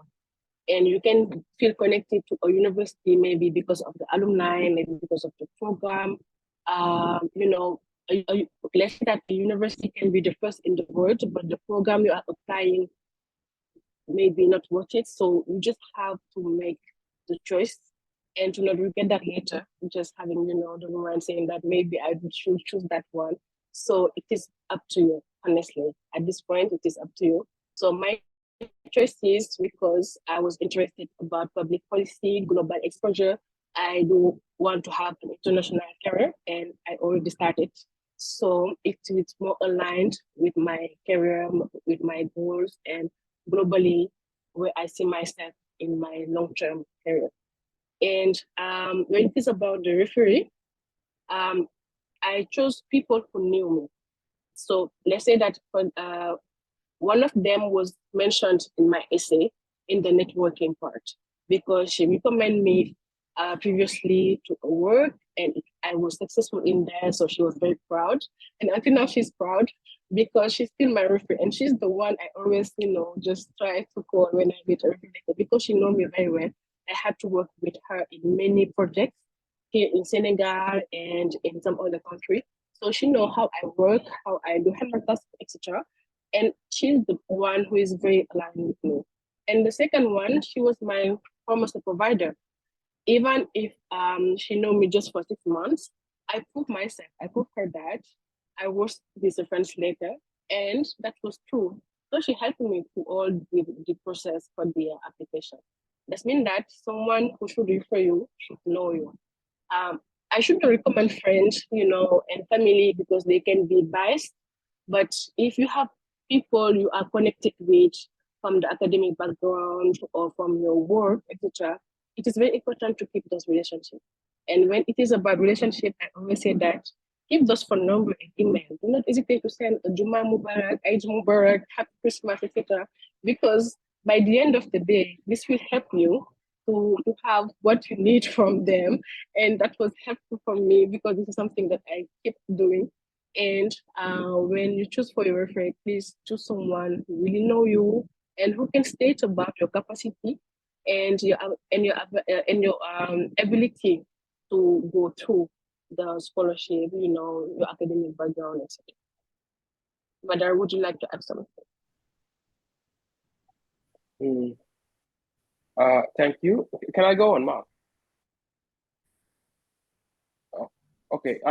So for the referencing, like for me, I received references from the support of the former president, like the rector, from former rector of the University, Gaston Berger, Professor Chare, who I get to know while being student representative in the University, Gaston Berger. So I receive a reference from him. I also receive a reference from my supervisor at master level, who is now a professor at University Toulouse en Capitole in France. And at the professional level, I received a reference from the CEO of the financial company where I used to work before getting the scholarship. So I received 3 scholarship, but to apply for Chevening, I picked one professional and the one academics. So my advice is reach out to people that knows you and with whom you keep the relationship. I mean, it can be people that with whom you have like you used to interact long time ago, but you did not nurture the network. That's why it's very important to keep those relationships. Like those valuable relationships, just keep track with them, just nurture them. Like a message on Tabaski, a message on Korite for the new year. If you achieve something in your life, I don't know, you just have a promotion at work, just inform them. They will be happy. And at the same time, if you reach out to them to have some support, academic support for a reference, they will be more than happy to do that. And what also I suggest is if you already have that bond, that relationship with your reference, and he knows you very well, you can ease the process. What I call ease the process is you can, like, those steps, those inside the information that that are added after you interact with them. For instance, the former rector of the University of Gaston Berger, like when he put the reference for me, he was no more the rector of the university, but the focus he put, like what he information he put in the reference is what he remember of my profile of the individual he used to interact with. But to ease that for him, I I kind of prompt him by putting all those information that he may are forgotten. So I put them in a paper and send them to him so that he can have like fresh ideas of. So he can. It's not something added news. Like it's just like for some reference you need to ease the process for them, because if you just reach out to a professor to a university professor, asking him to, to write a reference for him, you can imagine that he have lots of paper to work on, he have like paper to correct. So he may not have the time to write all this stuff for you. So you can help him to help you by giving him already all those information to him so that it will help the writing process. But it should definitely be people who knows you, people with people who are really happy to assist you in this, in your journey. And there are definitely people who have faith of you, like they know that, oh, this used to be my student, but I know that he will make me proud in the future, so he will be more than happy to help you. But you need to nurture those networks, you need to reach out, you need to talk to them, you need to present them what Chevening is, so that they will give back by helping you also with those insights. So for me, it was one academic, one professional, with people that are very happy to help me. Thank you. That was excellent advice. Thank you very much. And for the last question, and for each of you, let's just take 1 minute maximum to answer this question, even though it's extremely important, and then we can come back to it in the Q&As. It's about um, sharing your experience applying for the universities, and how did you go about really writing a strong application for the university? I will Any start. advice on that? Yeah. To be honest, start early. Mine was chaotic because it was a roller coaster. As I said, I was not prepared for the whole new process, and my whole June was stressful. Honestly, it was very stressful because of the deadline and the challenges. And I do not wish anyone to leave that. Please, if you can start earlier, just do that and do not procrastinate. Because the more you procrastinate, um, that's something I do not want to talk even about. So please, start early. Now that you have identified the university you would like to apply for, just go on their website, because each university has the specific requirement, and the personal statement need to be stronger as the Chevening application, because at the end of the day, you need to have an unconditional offer to be successful for the Chevening. So when you work on your personal statement, just try to emphasize why you want to go to this university, specifically this one, knowing that they have many universities there, and why this course is aligned with what you want in your life or in your career, etc. So my personal statement was not very long because, matter of time, but I was just authentic and very transparent for the process, and it was successful. So I had 3 different personal statements for the universities, and they were quite different because even if the process were the same, it was slightly different, and the outcome was not the same. So just try to do it very early.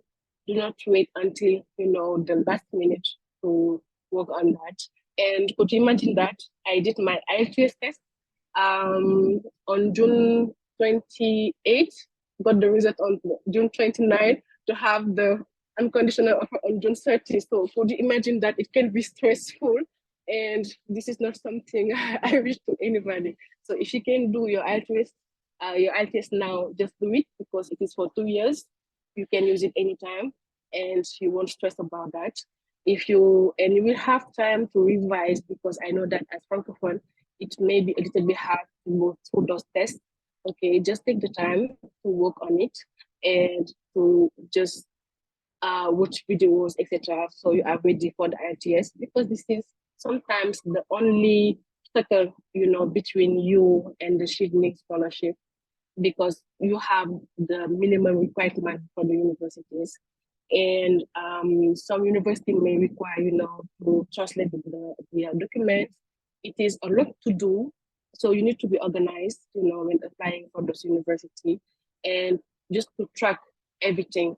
So, for this year, if it is not successful, at least the next year, you know what you can change, etc. And sometimes the university, you can even have the conditional offer, you may not be successful for the Chevening. Some applicants were in this case, but at least you know that you did it from the beginning to the end. And when you just talk about also your personal statement, do not be, just in the general statement. Be specific and still using the STAR approach. I mean, the STAR approach at this point is something that will help you even for your future interview in your career. And because this is something that people will remember even when they hang up, because they know that this person impacts with this kind of numbers. So keep that in your mind, and even when you write on your personal statement, just keep the STAR approach. It will save words, it will save time, and it will be very impactful. Amazing. Thank you. And over to you, Alun. Can you remind the question, please? I was like following up the question in the in the chat. Any advice to put in a strong university application, including personal Oh, okay, statement? Yeah. okay. Just create the relationship between, like, it's a good trick to create the relationship between your course, um, what you want to study, and maybe the ranking of the program in the leaderboard of maybe the time or the Shanghai ranking. Like, it's something that may be useful. I It's time for me also to market my university, Aberdeen, which is the fifth oldest university in the world, you guys. Our university exists since 1495, 1495. It's a big name. Eh? So it's the place to be if you are a Senegalese and you are interested in the energy industry. Aberdeen is the place to go.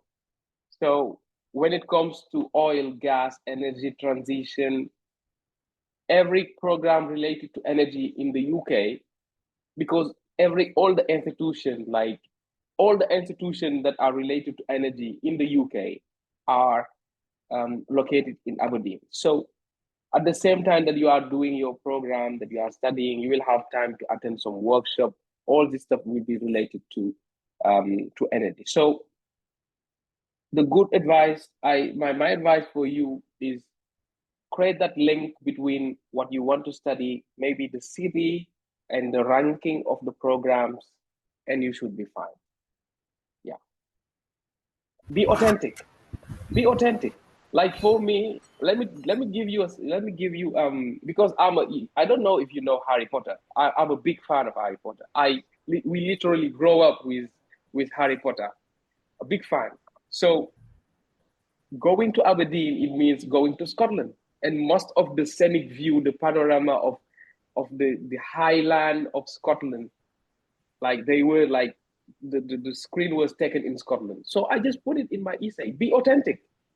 Be authentic. Just prove why you want to go in this place to study. Because at the same time you are studying, at the same time, the Chevening is looking for you to blend in the culture in the UK. So you need also to prove that, okay, I want also to not only going and getting a master degree, but also to know more about this culture that interests me. Yeah. Absolutely. And that is very important. I think it goes to see also what we always come back to, the fact that it's not just academic. I remember, I think in my essays of the Why the UK essay, because sometimes people might think it's just about why this program or why this university. I think I remember talking about first like why the choice of that program, while the choice of the university, while the choice of Brighton as a city, and then I ended up also talking about the fact that like, oh, actually, no. That last part, I think I talked about it in during the interview. The fact that my first master's was in English literature, and as a literature person, you get to learn a lot about Shakespeare. You learn about British civilization, and that means about the pubs and all of that. And by going to the UK, now you get to experience what you were learning in theory in the practical world, and go see the Shakespeare plays and all of that. So it's not just to support that idea that it's not all about academics. So that's really important. Um, yes, so thank you all. This is an extremely exciting discussion. Now we are gonna go into the Q&As, and we've been having a lot of questions. I think some of them you guys have already even answered in the chat, but I'm gonna start, maybe come back to Pap a bit and ask you these few questions. Some of the questions are: do Chevening provide a proof? Let's say somebody is selected, so they're asking if Chevening will provide a proof that they can show to their employer that they have been selected for Chevening, or do they have to just leave the job? Like, do you guys provide any proof? Um, yes. Yes. Sorry, I have a parrot at home and she's quite out of hand right now. So if you hear background noises of a parrot, just bear with me. Uh, so yeah, Chevening does provide a proof of admission, which is a final award letter, FAL we call it, and you can show it to your, let's say, employers or the people you are working with to testify that you have been selected for the scholarship. But it's all, let's say, dependent on the admission to the UK university. And something that is also very important that I want to highlight: if you decide to go for Chevening, aim high. You heard Mom boasting about Sussex being the first university in terms of international development. Aberdeen, Alan Brother is very proud of Aberdeen as the capital city of energy when it comes to world energies in general. So if you go for such a prestigious scholarship, don't just, let's say, settle down for any university, because once you've been selected for Chevening, you definitely have the potential to be admitted to the most prestigious universities in the UK. So choose a university that is leader in the field you want to study or want to be expert in, and go for it. Chances are you get the admission at the same time that you get the Chevening admission as well. And I will just briefly touch upon that because I mean, I'm not supposed to give advice. You guys are the alumni, so you should give the advice to people applying. But one thing that actually, I think it's Alan Badr who mentioned it, that's very important, is about humility. I mean, there is a difference between modesty and humility. Modesty is, let's say, knowing you can do something very well and keeping your mouth shut when people ask about who can do this. And that's not good. Unfortunately, in our cultures as West Africans in general, there is that part of being always, very modest Keep yourself and low. keep yourself low. You need to market yourself. It is important. You need to market yourself. You need to stay humble as well, because humility is actually very good. Humility is knowing you can do something, but being aware that you're not the best at doing it necessarily, and still having that room for improvement to get there. And as a potential achiever, you need to be humble yet confident. So in your applications, in your interview, showcase that confidence that you are able to get this scholarship through your competence, your academic skills, but also your leadership skills. So yes, I'll stop there for a moment. I'm gonna continue with you actually with the second question that says, does the conditional offer from a university affect my selection for Chevening? So now two situation might happen here. The first one is, say somebody secure on admission even before applying for Chevening or before coming for the interview. Does that actually have a chance of affecting their chances of winning the application? There's also another case where somebody receive a conditional offer, but the conditional offer is, say, conditional to them proving their IELTS test result. Can that also like affect their chances of getting Chevening? One thing that has been actually repeated constantly is that there are two different applications. The Chevening scholarship is different from the university applications. So whatever the university requires in terms of, let's say, proofs that you need to provide, you need to give them. And also, the one thing that you need for Chevening is an admission to a university. you may not be selected to your second choice university. You may even not be selected for the first choice of university, but the third choice may select you. And if that one is aligned with what you actually put forward in your essays, then you will get the scholarships. So those are two different things, and those are actually two different timelines, because the June, the, let's say, final decision on selection, on Chevening selection is being notified in June, and sometimes the universities may actually call you a bit later or before. So it depends. Whatever you need to do for the university to select you, even it's, I don't know, language requirements or proofs of, let's say, academic abilities, you need to do them. And your Chevening selection just depends on your university admission. If you get the university admission, you will be definitely getting the Chevening scholarship if you were selected for it. If you were selected for it. I think that last part is extremely important to highlight, because people might understand you wrong and think, oh, okay, then let me grant and get an admission because that means I'm getting chevening. I have seen two example of people that have more than four university admission, five, and did not get chevening. On the other side, I've seen people get chevening and was not admitted in any university. Both cases, none of them then ended up winning anything. So you need to have both. Yeah, so you need to put, let's say, work on both fronts and make sure that you secure an admission in in the UK university, and also ace your interview if you selected for Chevening, so you can get also a final award letter from the committee. Great. Thank you. Um, Aja, can I ask you, do you need to translate your degrees in English, say for those from Francophone or other non-English countries? When I was applying for Chevening on the portal, I did not translate my document from French to English, because to be honest, at that point I was only having attestation, not even the diploma. So my case is not a good example, honestly. So at that moment, I did not have the diploma. I just had the attestation because, as I said, I studied in Morocco and I was not able to get all the paper. So I uploaded the French version. But once I was, for the interview, that at that stage, so sometimes you need to have to update the information. I was able to provide the translated document. However, for the university, you need to provide the translated document. This is mandatory. You do not have to. You cannot provide French one, and some can even refuse the translated version. It was my case for the University of Leeds.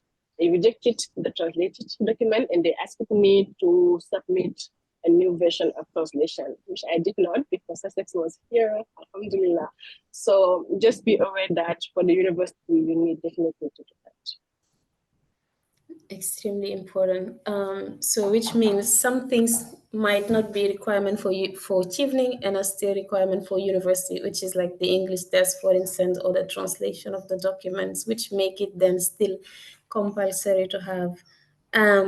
Alun, can we have someone read our essays before applying, or is this forbidden? Actually, that's my work now, proofreading people. But what I Yeah. mean is, yeah, you can proofread, but if somebody asks you if you are a Chevening scholar or a Chevening alumni, I think it's a part of the process of being alumni is helping people. But I mean, you know how to do it. You can just how to give, how to help, but you will not you will not write essays for that. So it's something that is done. Like people usually ask for Chevening scholars to proofread for them, and yeah, yeah. So it's possible. Definitely don't ask somebody to write it for you, but somebody can check it for you and tell you maybe rephrase this. Here is a grammatical mistake, etc., etc. Okay. Someone else, I'm gonna stay with you, Alun, said, can we mention just one university in our wider UK essay, or do we need to put the name of the 3 university courses? Oh, you definitely need to put the 3 university on your essays. Yes. Yeah. Yeah, you need So, to put them. Yeah, not just the first the first example, but you need to put all of them. Yeah, you need to put them. Actually, there is a There is a clarification change, of, right? yes, I want to do about that. Because of the reduction of the words limit, now you Mm. can just use one university. Let's say your first choice of Oh, university, to use it as an example in your essays, because otherwise it may be difficult to stay within the scope of the 300 words when you have to talk about all those points I oh yeah, already it said. makes sense. It makes So yeah, sense. It definitely makes sense. so you just yeah. have to pick one university, ideally the first university of choice. Is it does the change occur like this year?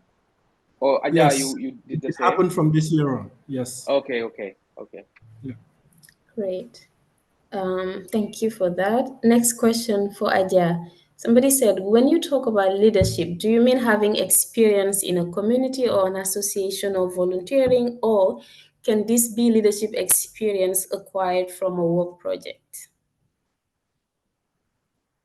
Say all of them. That's the point, actually. That's why leadership is amazing. This is not just something that you acquire from one experience. And some people were not, engaged in associative or community services, but they are good leaders in their work. Okay, so it's definitely work. So if you have that experience from both the community and the professional, you can combine and give one example. Since you have a limited words, you can just, for example, have 2 examples and choose one from the community and the second one from the professional background. And with good example, it can definitely work. So just get rid of your limited thoughts, okay, and just try to see beyond the box, just out of the box. Definitely try first to define what is leadership for you. And from your definition of leadership, because it is different from all of us, okay, try to see from the experience that you have. However, it can be from the family, for example. Sometimes, you are the one just alone. He's the one who always demonstrates leadership in his family because he's the one who is always resourceful. And this example can work. I know someone who just she was talking about her sibling experience, and she mentioned that as a firstborn female, she's the one always taking care of the house, the family, etc. And she acquired leadership experience from that moment. So this is something that you can have from any experience. Just try to have the right words to emphasize that, and it will, yeah, definitely. I love that, because somebody else reached out to me, I think somewhere in my social media, and said, I qualify, I have the profile, but my only problem is I don't have leadership experience or leadership example to show. And I think what you've just said is sometimes maybe we all have it somehow, and we just need to figure out like which one would work best for the essays. And I think I'm gonna stay with you, Aja, because this question is also connected to that, if not even the same, because this one is saying I'm involved with youth project, but my work is with government. So in the leadership essay, which one should I choose? I think you've just answered that actually.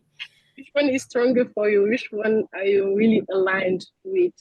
And what is amazing, because I'm a youth advocate and I strongly advocate for STEM, even on my studies, what I emphasize. And I think that when you talk about something really passionate, it is easy to have the words.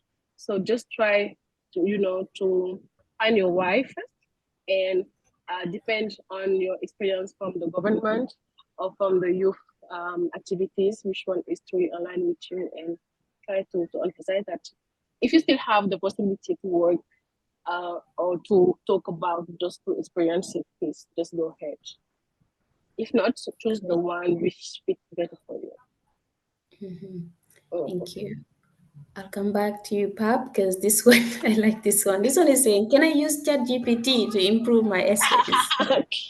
Sorry. Well, well, I don't know if I'm supposed to talk about it. Actually, I am. So, but I'll say it briefly. The reason why they changed the essay questions this year, part of it is to combat AI. So if you use ChatGPT, we have tools to know that it's being used, and that can be definitely an obstacle for you to be selected even for an interview. So just be authentic. If you take the initiative to write a supporting statement for Chevening, it means you are already endowed with the writing skills to at least produce a good essay. So put the work in and don't go for, let's say, an easy solution by using ChatGPT or I don't And know, you are Copilot. about to go to do a master, bro. I mean, you are about to definitely going to do a postgraduate degree in the UK in English. That's the So, thing.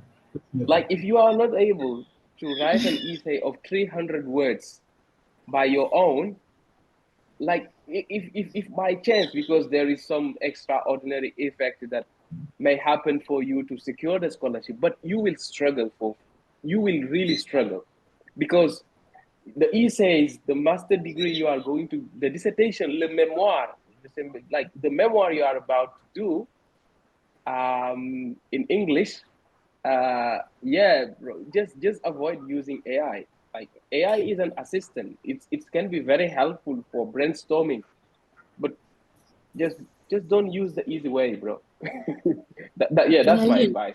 Yeah. That's Ayun, true. actually, I think you might be the best person to also argue and like add a bit of information on this.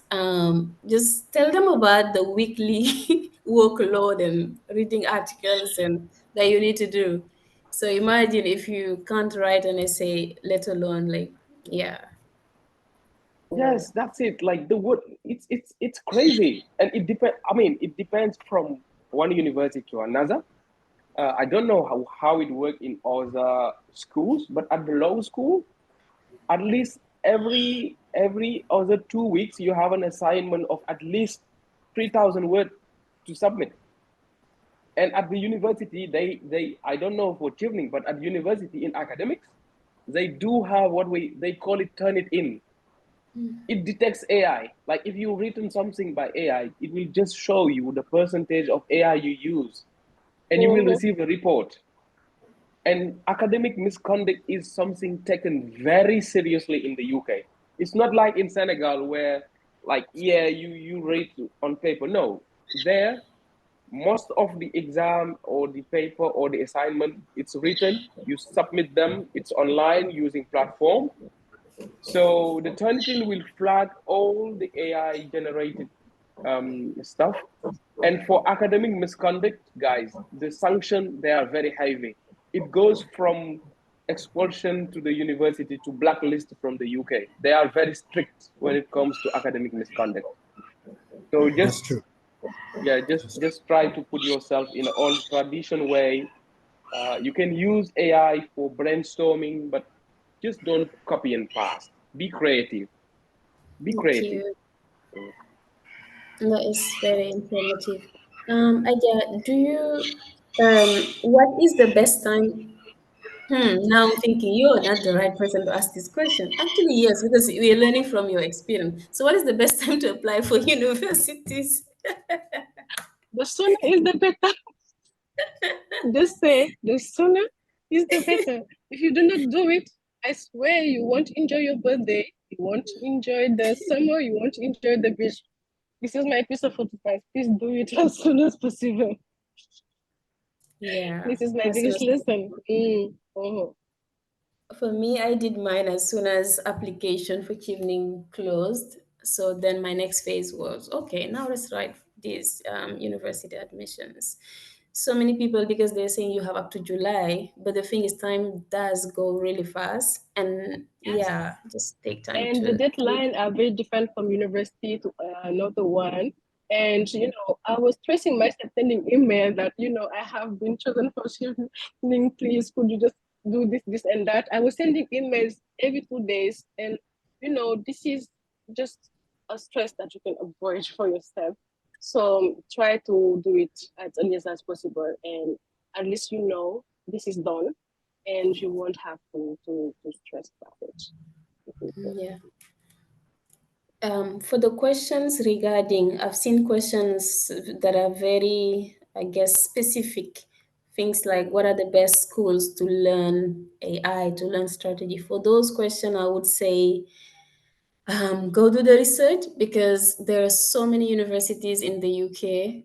My friends here know a lot about the UK and the universities, but I'm sure they definitely cannot tell you unless it is their course. If you ask about law, Aline would be able to give you a list of a few universities, but they won't be able to tell you this is the university that does this. So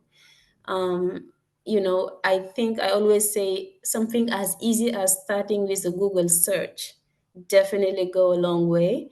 Um, really, like, like I remember when looking for universities, my first step into choosing the university started with something as easy as what are like I went to Google literally and I said, what are the best universities in the UK in education and development? And I started having like a first list of universities. Then you go through, I think I started with like 20 or plus universities. So then you go through the program and you see the detail, you see what speak to you. And then you go see the YouTube, Instagram, social media pages, like just like do the research basically. I don't know if you guys want to say anything else about that particular one. Um, okay, let me see. I feel like I've covered. Does anybody in the chat here have a question that I have not answered? Because I feel like I have answered the one that was written in here. So some people are wondering what the difference is between conditional offers and unconditional offers. Anybody want to take that? Yeah, I can probably go on. So when you apply for a master degree or master program in the university, they will consider your application. And what is very interesting in the UK system is they will tell you exactly the condition you need to fulfill in order to get into this master. So, for instance, if you are missing 2 or 3 conditions, let's say, I'm just giving example. Like, let's say to do the master degree, you need to have this age, you need to have a language requirement. Need to have this background. When they give you a feedback, they will tell you, okay, you achieve this one, you fulfill this one, you fulfill this one. But for this specific one, it's an important one. You need to fulfill it for you to get into this program. So, for instance, if you are somebody who is coming from Senegal, which don't have English as an official language of study, they will probably looking for you to to prove that you have the language requirement. So if by the time you apply for a master degree, you did not pass the IELTS academics test, they can say, oh, okay, we just check your documents, and yeah, you are a great fit. You can do the master degree here. But unfortunately, in order for us to unconditionally accept you in this program, you need to prove that you have the English requirement. And that's what we call a conditional offer. So they will give you a paper telling you, okay, you fulfill all these conditions, but for the language, you need to prove that you have the language skills to to study this master degree, and then they will wait for you to fulfill it. So that's what is the unconditional. So if you already taken your IELTS academic test, they will directly give you what we call unconditional offer, which is a document proving that okay, you are okay to come to the UK to study to do your master degree. And then Chevening, like the big boss Pablat will offer you a great amount of money to do your master. Maybe it could be just to That add is just something. an internet. I think just mom to add that for some university you can apply without having the ITS. Just you need to mention that you can submit the ITS as soon as it is available. So even if you have not done it yet, you can start applying for the university. And sometimes the results is that you have the conditional offer. And once you have the results, then you can just share the code. And just for your information, guys. Sorry. Yeah, and staying with you, Aja. Mhm. This question for you, Aja, is what about if your course is available in just one university? Is it the case? That For I would think for be background, this is like for the people who think you need 3 universities. maybe the space because sometimes it may be happen that you can have a similar Pab, can you course. help answer Fab, that? Fab, Because you can help with that because my best guess is Sorry, can you repeat the question? what if the course is available the in person is only one asking. university? I mean, the chance for The connection is like not to stable. have one program in the In whole one, UK, it's like the chances are like zero point something. My advice is go look further, do your homework. You need to yeah. search more.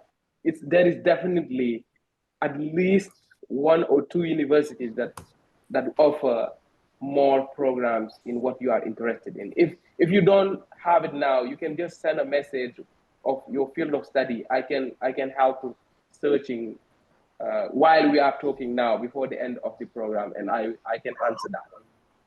Just you can share the in the chat Yeah. box the field you are interested in. Yeah, and one thing I want also to And point out also, is that the mom, is it good that I go go? ahead, Bob. Yes, thanks. One thing I wanted also to Yes, highlight is please. that the UK offers a diverse set of expertise and fields when it comes to academics.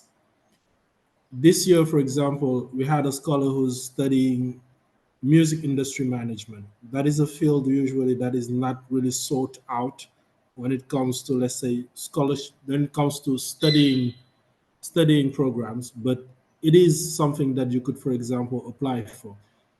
I know in some other cases you have people applying for course programs in well-being, in mental health, in climate financing. There are loads of expertise and loads of fields of studies that you can have the opportunity to study in the UK. So, as Mom said, just do the work and try and go on the website when you will find out definitely a course that is related to your center of interest or your expertise.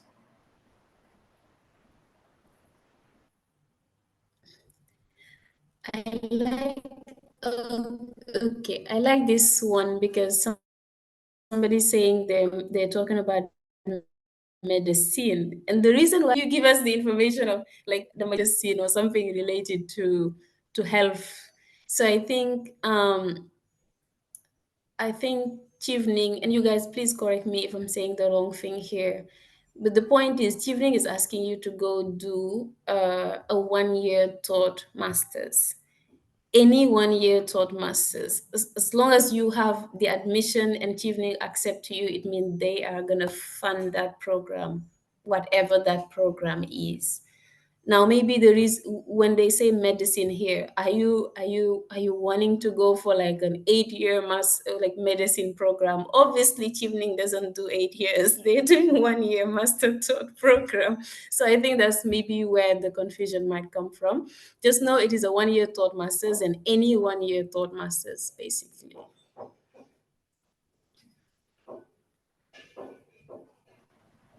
Oh yeah, now I understand the question.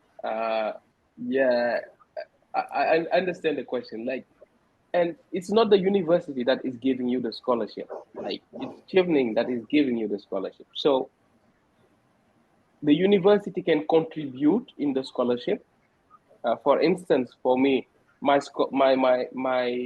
scholarship was funded partly by the FCDO, the Foreign and Commonwealth Development Office, and I also received a scholarship of the university. But that's it. So the Chevening program is funding 1 year taught master in the UK. So if you are in the field of medicine, and what I suggest you is to look what you want to specialize yourself into. If it is in public health, if it is in, I don't know, biology or whatever, there are lots of universities that are like renowned for like, yeah, giving you the opportunity to do your 1 year taught master in the UK. So Chevening will not fund your 7-year medicine studies. Definitely not. Yeah. Now, this maybe one last question because time has really run past. Is somebody's asking, does Chevening accept the certificate of complexion issued in Senegal, or like can that be used like before they get the official diploma? So like let's say the example of Gaston Berger, Aline, where they're gonna give certificate d'admission or whatever before you receive your official degree. Can we use that? Yeah, that's exactly what I use everywhere, even for my work, even at work. That's the attestation. I use the attestation. So yeah, you just need to translate them. Le relevé de notes, the transcript, you need to translate it. L'attestation de réussite, the certificate of achievement that you receive from your law school or your school. That's the boss document you need to translate, and yeah, you'll be fine. Yeah. Now, this question for all of you. Somebody, I think, is more of an experience. Well, they're saying, do we have example of chiefners who go living here, their families, their children, their partners, because they're assuming that must be really hard. Have any of you either done that or know someone that has done that, just so we know that it exists, that people do make those choices? It's about your wife and your choice. And I'm doing that. Okay. So that's fine. Um, I am okay. here for you. So in case, I am your example. You are going with your family? No, I'm not going with my family. My son is staying here. So that's fine. Oh, okay. I can. Aline, the question was like if you have experiences or some of live. Yes, I that do have know left people. Yeah, you can. Actually, you can. But the problem is, and that's a problem, you will receive stipends monthly, and the amount of money you receive monthly will I mean it's enough for one person to live decently in the UK as a student. So if you decide, because you can do it, you can as a Chivna, when you apply as on student visa, you can apply for your dependent. It means your if you are a man, your wife and your kids, if you have them. But the money you will receive from Chevening will not be enough to support them to live decently. And the postgraduate programs are really rough and tough, guys. So I know people who do this, but I mean they struggle a lot. Like until they really settle, the first 3-4 months out of the 12 months, the first 3 months were very tough. So if I have a recommendation, my recommendation is it's just 1 year, guys. And the 1 year it's so fast. It's going very fast. You don't have time for the drama of changing all your habits, your stuff with your family, moving on, having to settle. For one person is a big deal, but having to settle with your whole family, there is another big deal. And Can I the ask you? Can I ask you, Aline, just in the Mhm. same wavelength? If you don't have to share this, by the way, if you don't want to, but Mhm. if, for instance, when you were going, you had your family here in Senegal and you left and you went alone, like I think for the person they're a bit nervous how they're gonna survive that. So can you just maybe like give them some tips if you have done it or know people that have done it, how they survive the long distance for the 1 year? It's not easy. It's not easy. To be honest, I'm married with my kid, who is very happy to see me after one year in abroad. It's definitely not easy, but I mean, you just need to organize yourself. You need, if you are a married guy, if you are a married woman, you need to discuss when it's at the project stance, like when you are projecting to apply for Chevening, that's the right time to talk about that with your wife or with your spouse, so that he or she will accompany you in the whole process of applying and going abroad to study. It's not easy. It's not easy, but I mean, people do it, and yeah, if you know your why, it's a decision that you can easily take, and you will have the support of your family as well.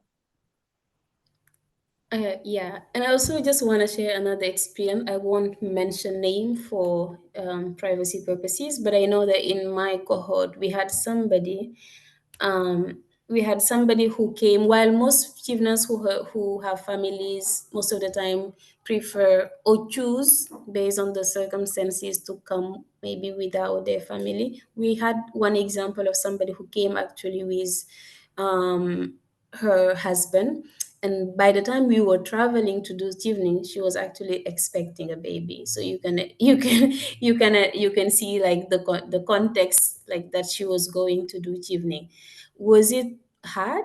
I suppose, because I was not in their shoes, so I cannot talk about that. But one thing I know for sure that she did mention was the surprising and overwhelming support that she received from her university. She was saying when there's like say an exam deadline, and there were time when maybe with one reason or another the kid was sick and could not complete it, the supervisor was there to provide some accommodation, help her like maybe extend the deadline if possible, etc. Maybe now this is like a one case by one case situation, and it depends on who, like, but I think the reason why I'm saying this is to say, is that going to be easy? No, definitely not. But it go to show, I guess, the environment within which the universities in the UK put you in. They have places for families. They have like family accommodation for those who are coming with their families, and they also have like other normal accommodation. So just so you know, should that be an option for you,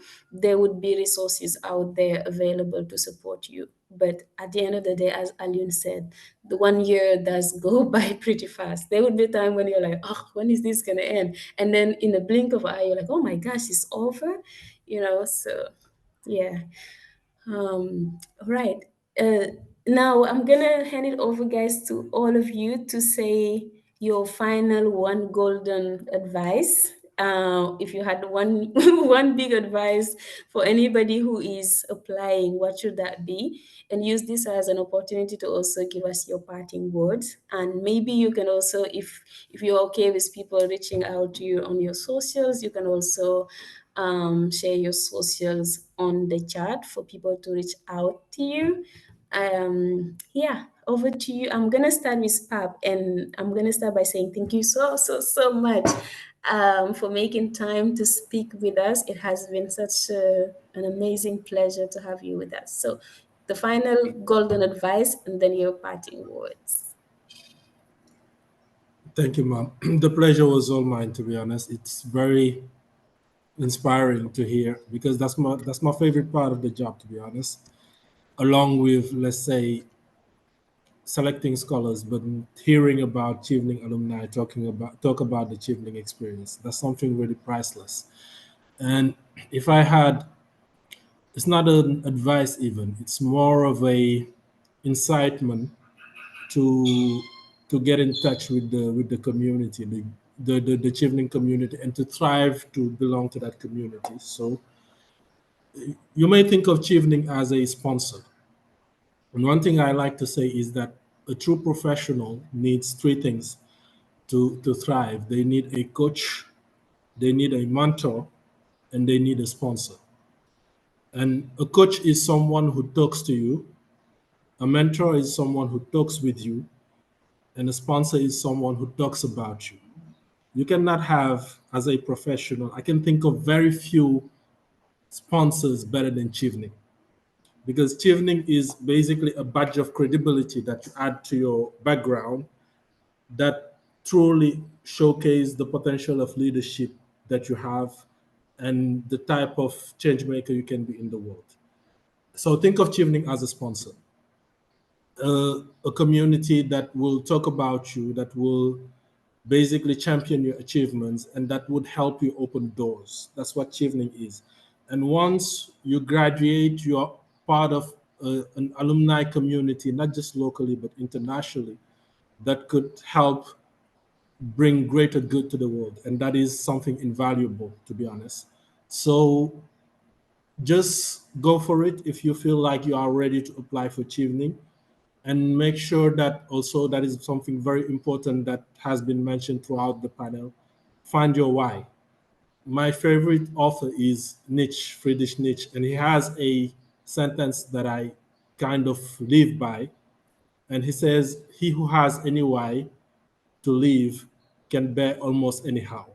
So if you find your why, it's not just about the essays. It's not just about, let's say, the Chevening scholarships. That's something that can accompany you along your road as a professional and as a human being, because it will help you find your purpose. And finding a purpose is better than finding a career. So, yes, those would be my final words.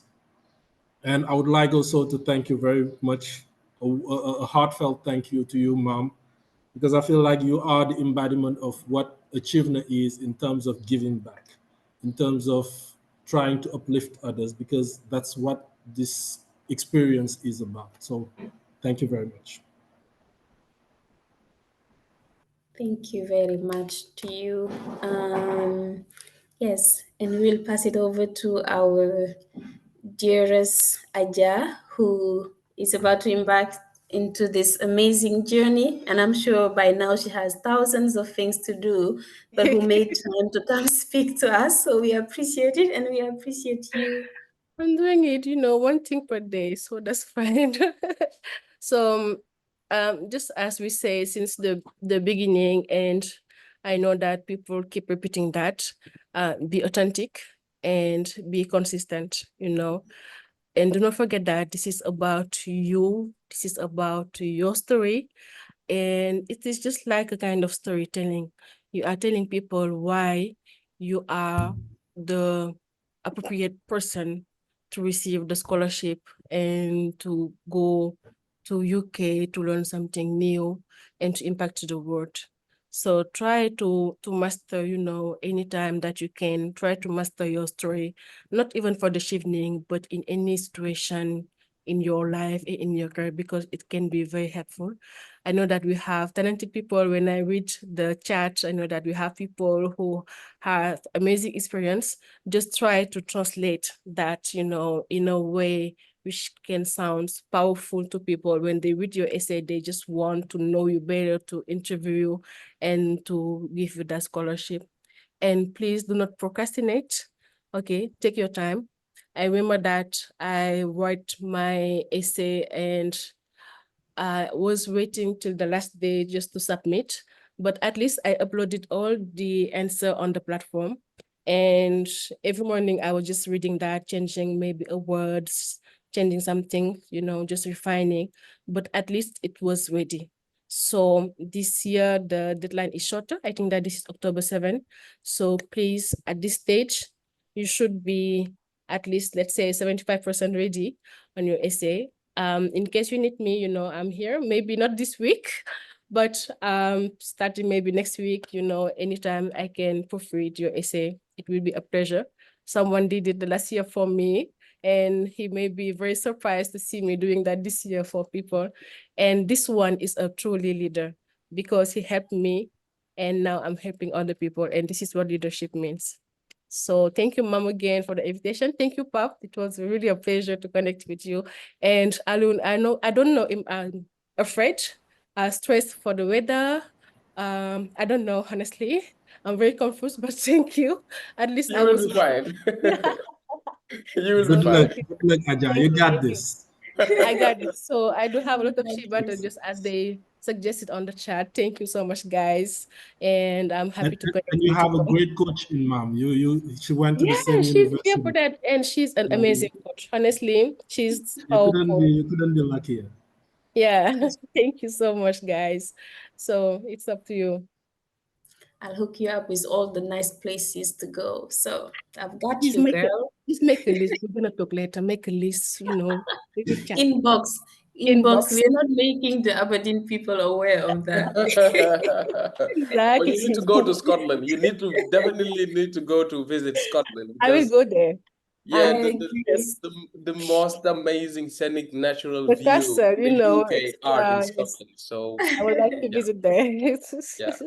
Lovely. So we'll hand it to Aline by thanking you also very much. You've just completed such an intense master's, and I think by this time you should be enjoying your Sunday Yeah. with your family if you're there, or just enjoying your Sunday basically. So we appreciate you taking time to speak with us, and thank you also for the amazing tips and for the experience you've shared. So yeah, over to you. Thank you, thank you. I mean, thank you for having us and for organizing this for.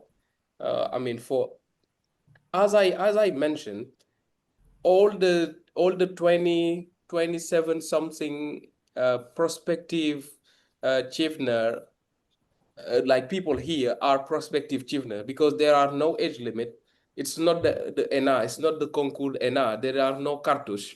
So you can just prepare yourself, be ready for the next 5, 10 years.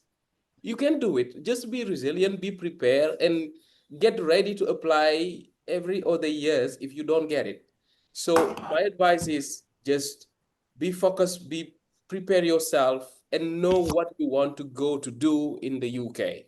Because if it's crystal clear, on the time you put your application, you know that okay, this time is the best this one is the good one because you know when you are ready, you know it, you feel it, it's deep in your gut, you know that okay, this one is the good one because yeah, you feel that you are ready. So my advice is, I mean, 30 minutes of BBC every day until you get the scholarship is a good advice. It will help you prepare yourself to live 1 year in a country where people will just speak English.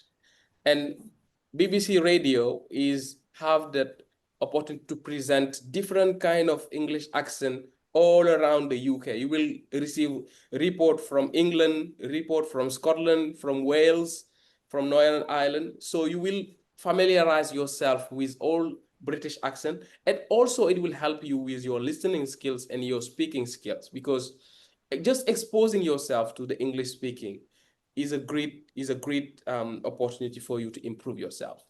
So that is my advice. Yeah, 30 minutes of BBC every day until you get the scholarship. That's it. For Aja, who is about to go to the UK, bring some, I don't know, all this stuff that are not available in the UK. You will miss them. You will miss them. Because when I prepare to go, I mean, my wife suggested me, oh, you should bring this. And I said, oh, no, I will not need it. But after 3 months, I miss those stuff like I yom key, I affaire yooyu, you know, Kecha, soul, keju, like affaire keju. yooyu. No, seriously, you will miss them. So yeah, hopefully for me, I'm a good cook, so I just cook for myself. But the chebujan is not the same with all those details. So yeah, if you can refill yourself with that while going, do it. Thank you all, guys. Thank you. Thank you very much. That has been, Mom, I think, the best. I feel like you can just go to Alun Badara's house and take all of his clothes. Oh yes, like this Njoben mom. Sanjoban has just showed his true colors. Unfortunately, I understand what he means. So I'm sure it made you appreciate more the chebujan of Madam when you came back. You're like, oh, you have the best rice ever. Thank you guys so much. This has been really amazing. Like, it's I always am very surprised when I see that we do this for like almost 2 hours and 45 minutes, and in the conversation is so passionate, like the scholars are so passionate about this that you would not even feel the time going. And that goes a long way of showing, like, just like, I guess, the personality of these evening scholars. All of them, the moment they get this evening scholarship, want other people to get it too, and they dedicate their time to share the good news with you. For anybody who's really interested about learning more about Chevening, just getting motivations, or global opportunities, whether it is like scholarship or working in international organization, these are the types of content I share on my social media. So if you go to Ask-Maam on TikTok and Instagram, I share my experience with global opportunities, and I also share it on LinkedIn with Mam Kodunjai, and sometime on Facebook too. So if you want to learn more about that, feel free to connect with me there. And as usual, thank you guys so much. For those of you who are applying, we wish you the best of luck. I think our pleasure in doing this at the end of the day is really just seeing, that some of you will make it, and we will get to celebrate it sometime in July when you share the good news. So we wish you best of luck. And please, when you are selected for evening, do let us know so that we can also celebrate with you. Until next time, I wish you all the best, and I wish you all to enjoy the rest of your evening. Bye, guys. Thank you Thanks, guys, Mom. and Thanks, best of luck everyone. to all the applicants. Best of Thank you. luck. Thank Nice you evening. guys. Bye. Bye. Bye. Thanks, team.